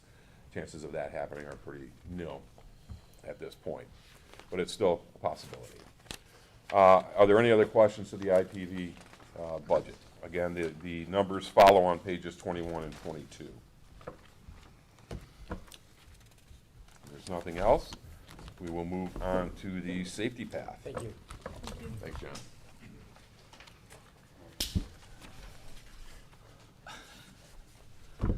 All right. Really get into him right now. What's that? Were you sleeping? No. This is really exciting stuff, though, you know? I do. I know, you like it. I know, you're sick like I am. I love the numbers, but. All right, moving on. Safety Path CIP narrative. Again, we have a 10-year plan out there. The plan currently calls for a total of $137,000 in equipment and projects totaling about $4.950 million, of which $15,000 is planned for equipment and $650,000 is planned for projects in 2024. So some of the highlights for the 3 budgeted years are as follows. In 24, we're looking at $665,000. 650 of that is the Clarkson Road from Wingate to Sashball project. And then we're looking at a sickle bar mower for $15,000 as well. In 25, we've got about $315,000 requested. That's looking at the Walden Road, widened existing pathway approximately 2,000 feet. There's $300,000 there. And then we're also looking at a zero-turn riding mower for $15,000 as well. In 26, $825,000 we're looking at. That's primarily the Greenview project from Clarkson Road to Sugarloaf, which is $800,000. And then again, we have utility cart for snow removal. This actually has to go with the school routes. So we're looking at purchasing something like that to help remove snow from the paths, and that's $25,000. Anything beyond 26 is laid out on the CIP schedule, so if you want to see what future purchases are coming after 26, you can look at that. Quick question. Sure. Why are we looking to widen the pathway on Walden? That's part of the Safe Route to Schools program, if that ever That's what comes to they fruition. require? Yeah, Okay. because the minimum standard for that was 10 feet. 10, okay. So we got, they'll let us go 5 on each side. We got to widen it up a little bit. Okay, there. So, thank you. budget for it. Okay, perfect. It happens. Moving on to the actual safety path budget itself, looking at variances $3,000 or greater. So in summary, revenues are projected to decrease $48,390 or 5%. Labor costs projected to increase $5,500 or 3.9%. Operating capital costs projected to increase almost $405,000 or 87.3%. And our overall planned decrease to fund balance came in at $103,308, which is $458,000 or 129% less than 2023 amended budget. So assumptions used for this budget. Again, the approved millage, which you did earlier at .4162. Again, no adjustment for Headley. We have the same rate increases for wages, 4% in 23, 3% in 24, or 25, and 2% in 26. Hospitalization, same thing. Life insurance, same thing. We've got the one sickle bar mower attachment for $15,000. That's going to be part of 24.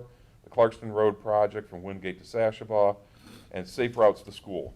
We didn't budget anything for safe routes to school because we just don't know what the state's going to do at this point. And we keep budgeting for it and it never gets done. So we just decided we're just not going to put it in this time. And we'll just move forward. If the state finally comes through with whatever they're going to come through with, and it makes sense and it's a viable project and we can move forward with it, we'll come back to the board and we'll just layer it into the budget afterwards, after the fact.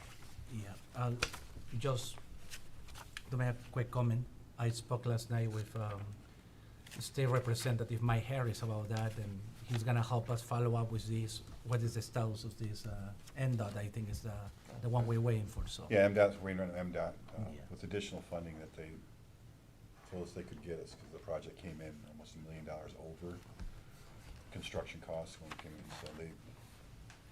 so they could probably get us the additional funding, which is we're waiting on that, which is good. yeah, hopefully Mike Harris can help us in that and get it done. We'll be able to get that as well. It'd be nice to get it done. Seems like a good project. Yeah. That'd be great. Yeah. Yeah. Okay, moving on to significant increases on the revenue side. Property tax revenue projected to increase almost 62,000 or 7.8%, again due to higher tax values in the township. Interest income and market value adjustments projected to increase 43.7 or 470%, again based on the most recent investment strategy. On the expenditure side, wages full-time employees projected to increase $3,000 or 4.7%. Again, that's primarily due to the 4% wage increase budgeted this year. Pathways projected to increase $501,000 or 331%. That's just the difference between projects year over year. So in 23, we only had the Andersonville Road project from Parview Drive to Curtis, compared to the Clarkson Road project that we have planned for 2024 at $650,000. Then there's 15 other expenditure accounts, all less than $3,000, that are increasing the expenditure budget by about $6,100, split between labor at about $2,500 and operating at $3,600. Significant decreases to the budget. On the revenue side, reimbursements projected to decrease $154,000 or 100%. This item represents the amount owed to the township by Clarkson Schools for the Safe Routes to School construction engineering costs. Again, this will be layered back in again if that project moves forward. On the expenditure side, contractual services projected to decrease $20,000 or 64,000 due to budgeting boardwalk structural inspections in odd years only. Repairs and maintenance, safety pass projected to decrease about $68,004 or 31%. And that's primarily due to moving $69,000 into the 23 budget for 2022 work that could not be completed in 22. This was done so the delayed repairs didn't cut into the current year budget. Equipment projected to decrease $11,000, and it's simply the difference between two mowers budgeted in 23 and the sickle bar mower attachment budgeted in 24. Then there's three other expenditure accounts, all less than $3,000, that are decreasing the expenditure budget by $645, and that's all on the operating capital side. That leaves us with items that could impact this budget during 2024, and that would be a major equipment breakdown, unexpected major repair to the safety path, and an approved major project that we hadn't taken into consideration. Again, pages 27 and 28 contain all the numbers that we just went through. And are there any questions on this particular budget? Any questions, board members? Okay. Just one thing I'd like board members to know, that moving forward, since we're approaching approximately 50 miles of safety path in town, we have to go back. We're trying to focus more on making sure what we've already built is in good shape. We don't want to move forward and forget about what we had, so that's why the projects kind of took our foot off the gas with new projects. We're not going to do that, but we're going to take a really good look at existing infrastructure, things already built. That's why we kind of put a lot more money towards that, towards repairs and inspections. So, just in case there's any questions why there's no new projects. We'll always do them, but we have to make sure what we already built is sustainable and still good and safe, so. Here's a question. Trustee Are you Morocco. still getting contributions from developers who don't need to put in a safety path, or it doesn't make sense to? Boy, Do we that's- do that still? It's still allowable, and I think the last time it happened was for me, actually, and it might have been for like the Arby's on Sashabaw. Usually comes before the plan, Sam, you probably know, last time it happened, it has to go through the planning commission. I But think you we're were there. capturing that amount from all developers. If they don't put it in, are we still getting We that? haven't- Not that I'm aware of. Or not? They put it in. Yeah, they're just required as. Yeah, it's required as part of the project. I understand that, but construction. we've put safety path in the township that we probably shouldn't have, that doesn't go anywhere, just to say that we did it, instead of allocating that money to somewhere that made more sense. And I'm asking, is that still a process there? So, you know, like just I'm gonna use an example of Stonewall Farms on Stickney Road. Yeah. There's safety path in front of their building, but it doesn't connect you to Sashabaw, and it doesn't connect you anywhere else. It's just a an eighth of a mile of trail through the woods. That stops. It stops everywhere. Yeah. So, So- you know, I brought this up before. Is it, you know, we have a plan in place to make that determination, capture that contribution, We have- and reallocate it to somewhere to make more sense, you know? Well, I think all the if that comes mechanisms up. are there to do that. And, but we haven't done it in a while. Is it through you, or is it through the planning commission as I part think of it's the been the planning commission and Is ordinance. this a planning So commission it doesn't get to me until, duty? you know, That would all be part of the planning, I think. yeah.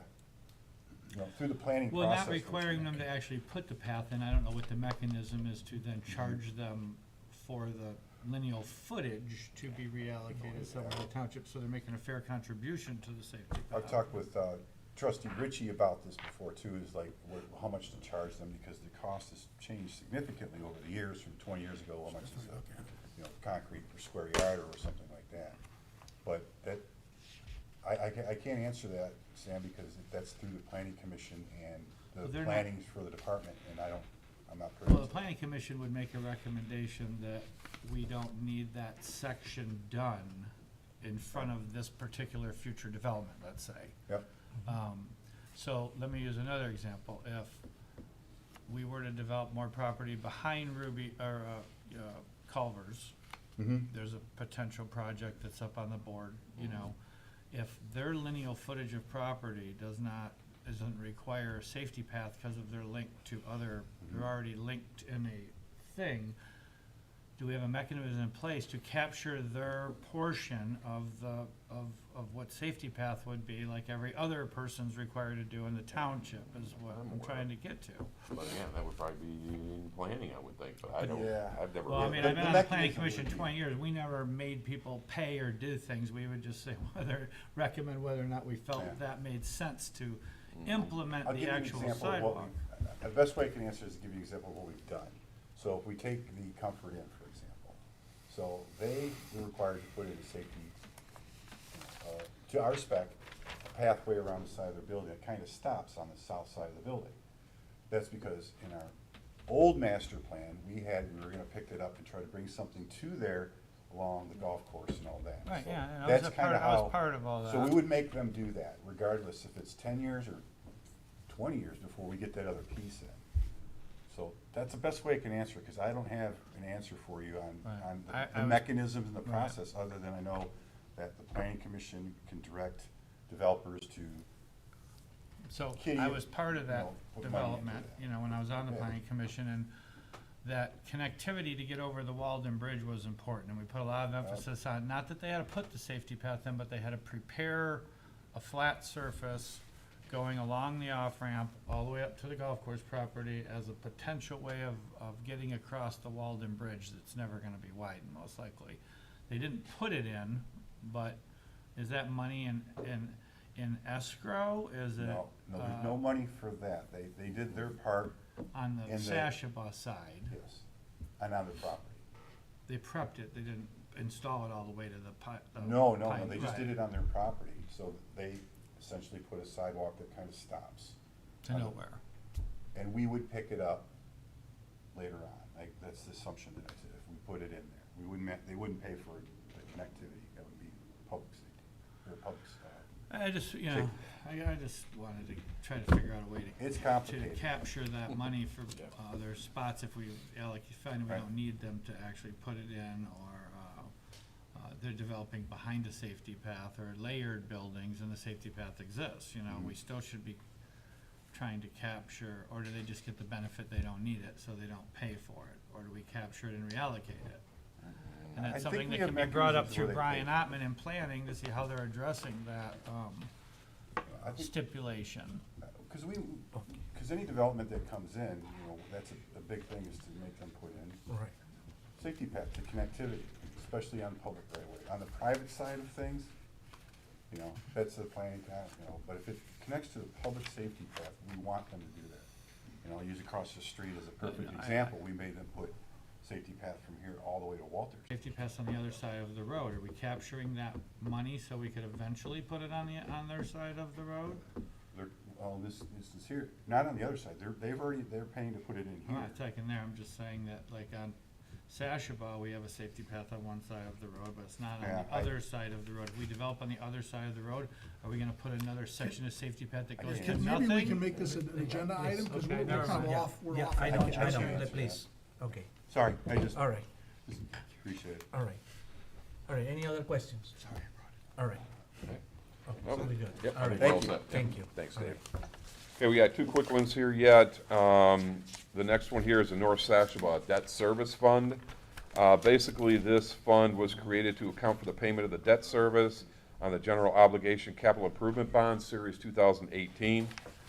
Basically, what happens here, the general fund will budget transfers to, in the amount of the actual payment every year into this fund. The fund then makes the payments, the principal and interest payments. Again, this is a zero balance fund. Money goes in, we just make the payments, and it goes right back out again. There's no fund balance here. And that's the budget is put together based on the amortization schedule that we have on the actual bond itself. And that's pretty straightforward. The numbers again are on page 30. And then that leaves us with Walters Lake fund budget. Walters Lake Improvement Board was established under Part 309, the Inland Lake Improvements of Michigan's National Resources and Environmental Protection Act. In accordance with the act, the Walters Lake Improvement Board includes a lakefront property owner, a representative from each local unit of government, abutting Walters Lake, the County Water Resources Commissioner or designee, and a county commissioner. So in 13, 18, and 23, the Walters Lake Improvement Board held a public hearing on a 5-year improvement program for Walters Lake. Primary focus of the program is to control the nuisance aquatic plant growth, and then plant control activities in Walters Lake are coordinated under the direction of the Lake Board's environmental consultant, Progressive AE. Again, a pretty simple budget. The Lake Board actually puts the budget together, and they just hand it to me. And we input it into BS&A, and this is basically what you're seeing here. So basically, in summary, revenues are projected to increase about $12,005 or 25.8%. Operating costs are projected to increase almost $30,000 or 59%. And our overall planned reduction to fund balance came in at $19,350, which is $17,373 less than the 23 amended budget. So significant increases to this budget from the revenue standpoint. Special assessment revenue projected to increase $12,004 or 25.7%, and that's due to the new 5-year assessment agreement for 24 through 28. That increased primarily due to dam maintenance, $20,000 that was being added to the budget. And there's one other revenue account, less than $1,500, that is increasing the budget by $340. On the expenditure side, contractual services projected to increase $2,000 or 26.7% due to an increase in consulting services. Contractual services aquatic plant control projected to increase $13,005 or 100% due to being moved to a new account along with an increase in this service for the next 5 years. And equipment repairs and maintenance projected to increase $20,000 or 100% due to adding the dam maintenance to the, that sounds funny, the dam maintenance, to the 2024 budget. All in tones. Yeah. Let's see here, significant decreases, there's nothing really significant on the revenue side. There is one other revenue account, less than $1,500. That's decreasing the budget by $245. And then contractual services, mechanical harvesting projected to decrease $4,000 or 11.8 due to moving the aquatic plant control to a separate account, offset by an increase for this service over the next 5 years. Contingency projected to decrease $1,600 or 34.8 due to not needing as much in this account. And that leaves us then with the item that could impact 24 that's not budgeted, and that's service fees coming in higher than anticipated. Budget numbers are on page 33. And are there any questions? Any questions? board Other than members? that, Good job. that wraps up the budget session Okay. for this time. Thank you. Thank you, Rick. Thank you. Well done.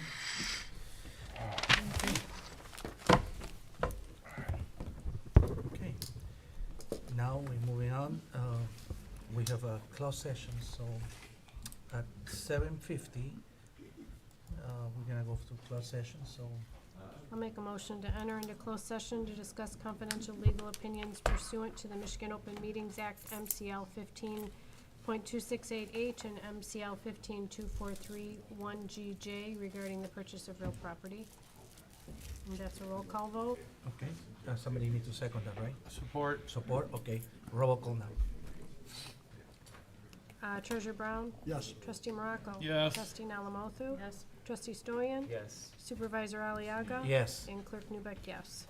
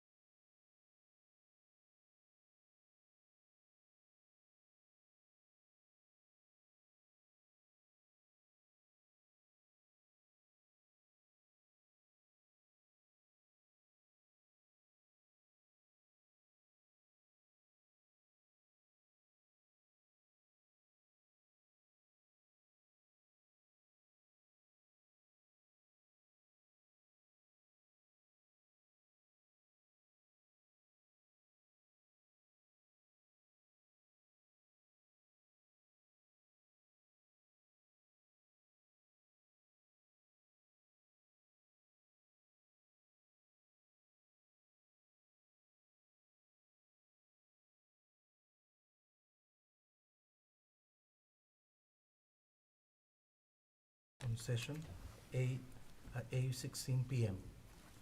A second. All those in favor? Aye.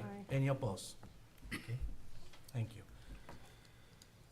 I'd like to make a motion to approve the purchase agreement for the purchase of parcel ID number 816-200-005, which is a vacant 38.38 acre parcel located on Perry Lake Road in Independence Township for the purchase price of $350,000 and an earnest money deposit of $25,000, and authorize the township supervisor to execute the purchase agreement. And the following township's due diligence period, authorize the township supervisor to take all steps necessary to close on the subject property. Second. All right. All those in favor? This is a roll Oh, call. roll call, okay. Trustee Morocco? Yes. Trustee Alamothu? Yes. Trustee Stolian? Yes. Supervisor Aliaga? Yes. Clerk Newbeck, yes, and Treasurer Brown. Yes. Motion carried. Okay, thank you. Okay, thank you again. Communications, future agenda items. We have our reports. Number 1, fiscal 2023 actual to budget comments to period ending on July 31st, 2023. 2, Independence Fire Department monthly report, July 2023. 3, Building Department monthly report, August 2023. 4, Oakland County Sheriff Department monthly report, August 2023. 5th, Audit Advisory Committee, May 24, 2023. 6, Information Technology Oversight Committee, August 8, 2023. And lastly, 7, Information Technology Oversight Committee, September 5th, 2023. Board members' comments? Okay, Treasurer Brown? I meant to mention it earlier, we had some eBay sales that took place. We sold 2 lawnmowers, a zero turn and a walk behind. We got close to $2,500. The zero turn, the guy drove from Missouri to buy it. It's just amazing the reach you get with eBay.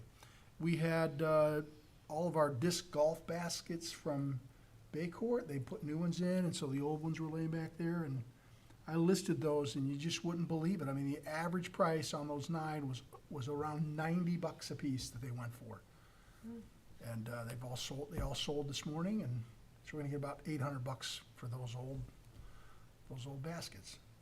That money will go back into the Parks and Rec Department. Okay. All right. Carrie thanks. had All something right. to say. Carrie?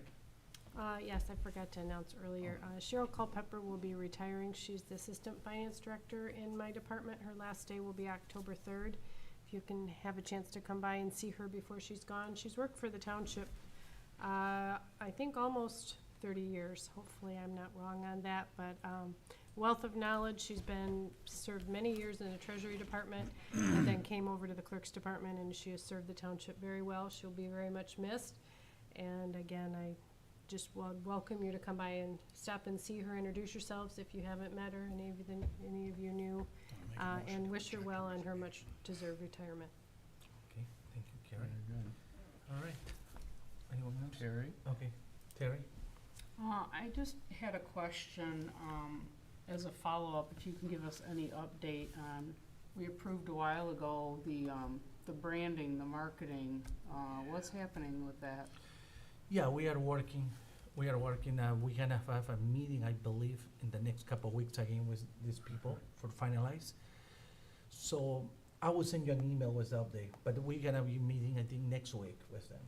I That's think what- yeah. that's right. Are they gonna be bringing us multiple things to choose from? I believe so, We are right now meeting with them, we're gonna finalize and I will let you know. But give me until next week, so I'm gonna meet with them next week. I just want to thank the Residential Open Space Advisory Committee, because they jumped in on a spur of the moment, hiked through the woods and did their due diligence for us. I think that's going to be a great resource for us to have people that are just focused on that type of stuff, and it's a really good committed group of people. For sure, I know most of the people in Camden volunteer their time to help us out in the community, so obviously it's appreciated, you know. Yeah, Trustee Staley. I emailed you about this briefly, but about a month ago, we closed down the offices during business hours for an employee appreciation picnic. And I think that it's a classy move for any business to, from time to time, show their employees extra appreciation, and I hope they enjoyed that. However, I think that the way that we did it may have been inappropriate. I don't think that we notified the public ahead of time what was happening, and we ended up with some residents that were greeted with a locked door. I think that going forward, if we plan to close down for non-emergencies, especially if employees are on the clock during the closure, that we should probably discuss it as a board and then come to an agreement or notify the public of all the details ahead of time. Okay, thank you.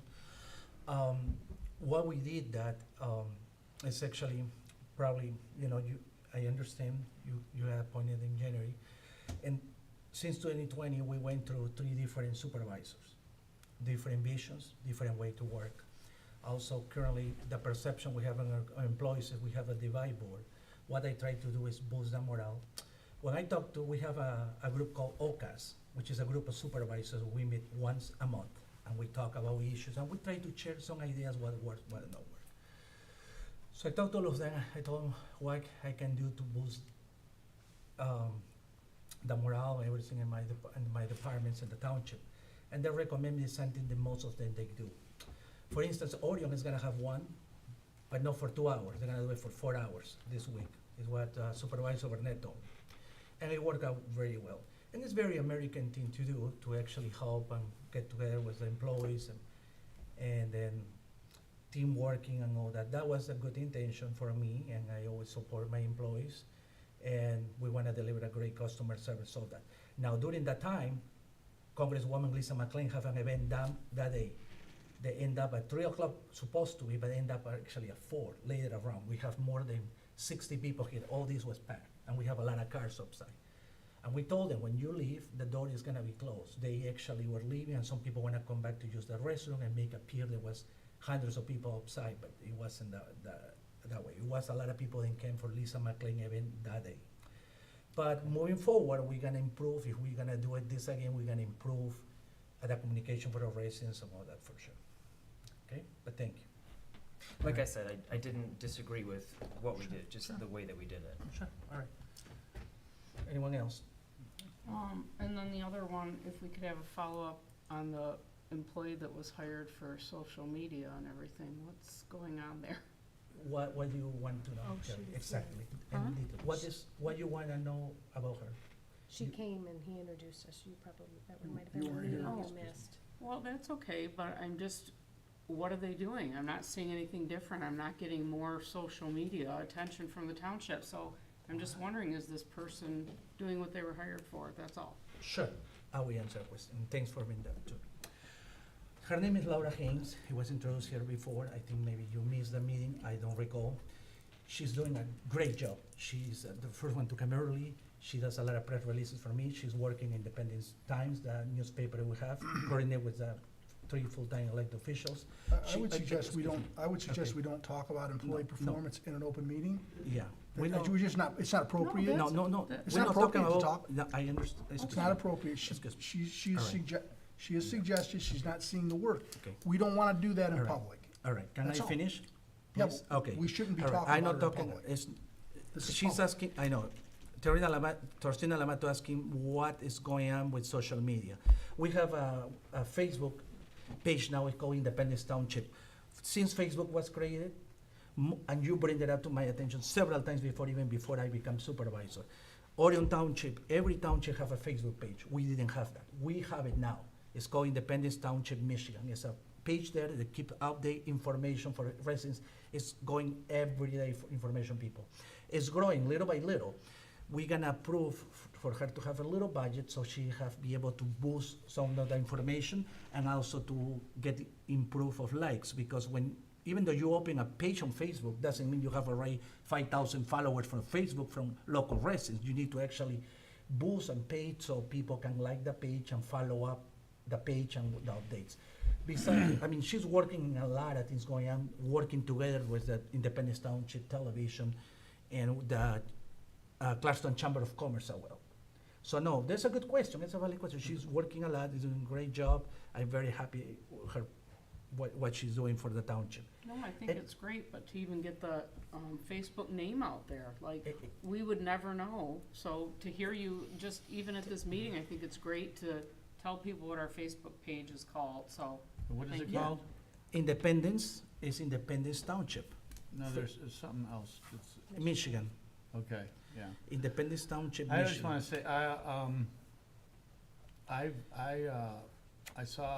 I talked to her several times because I've seen her a lot. I saw her at the chamber event, I seen her at the, MTA, or the Mass Transit meeting.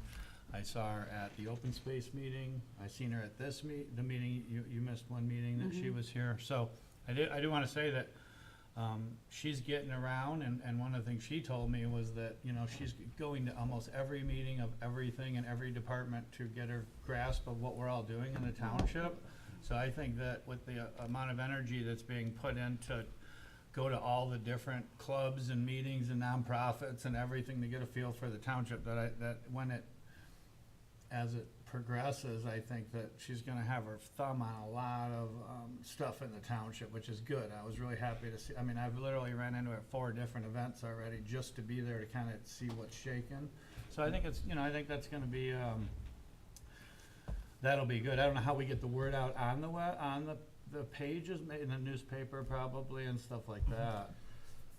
We will, but, so we working, keep in mind, we working getting a new website eventually. We working in the logo that you just brought it up. We working next week. We're gonna have some ideas coming. As soon as we get this logo, she's gonna embrace that. We're gonna work with all departments. We're doing quite a lot, quite frankly. Years. Yeah, We've been waiting on but this no. logo. Well, I know, we were in the logo for more than maybe, what, No, 20 I'm years, 30 excited about years? it. Yeah, I'm excited it's gonna get done finally after 30 years. I mean, I saw so many administration in the past saying, talking about the logo, never happened. Now we're gonna have a logo, we have a good PR working on it and helping out. I mean, it's coming. It takes time. I wish it takes 1 week, few hours, but it takes time to get something very good done, so. But yeah, I No, encourage thanks for you the to update. actually Yeah. help us, if you don't mind, Terry can help us. You know a lot of people, you can share our page. And I will happy also to set up a meeting with Laura so you get to know her and share some of your ideas. Maybe they can help us too. New ideas, it's always welcome, you know? I did have a customer, a resident, I call them like that, Yeah. but, call me about the signage at, Clintonwood, that it's plastic and metal and, you know, not really natural in nature. And inquired to me about that yesterday and wanted to know that she asked me, once we get a brand, what's the process to have the signs designed, to be, you know, less commercial, less, you know, like, especially in our parks and stuff, so that's just I don't know how that works. Once we get the brand, then do we hire a I'm company? not sure, are we still in board member comments, or are No, we going to the new issues, because we're yeah. really kind of getting off the path? Excuse me. Okay. Please, Well, okay, all right. Please, order, It's the only okay. chance I get These to are talk board to you. members' comments, okay, all right. All right, I would like to adjourn, okay? Please, Sure, all man. right, all right, Adjourn. all right. I'll support your motion. Thank you. All those in favor? Aye. Thank you.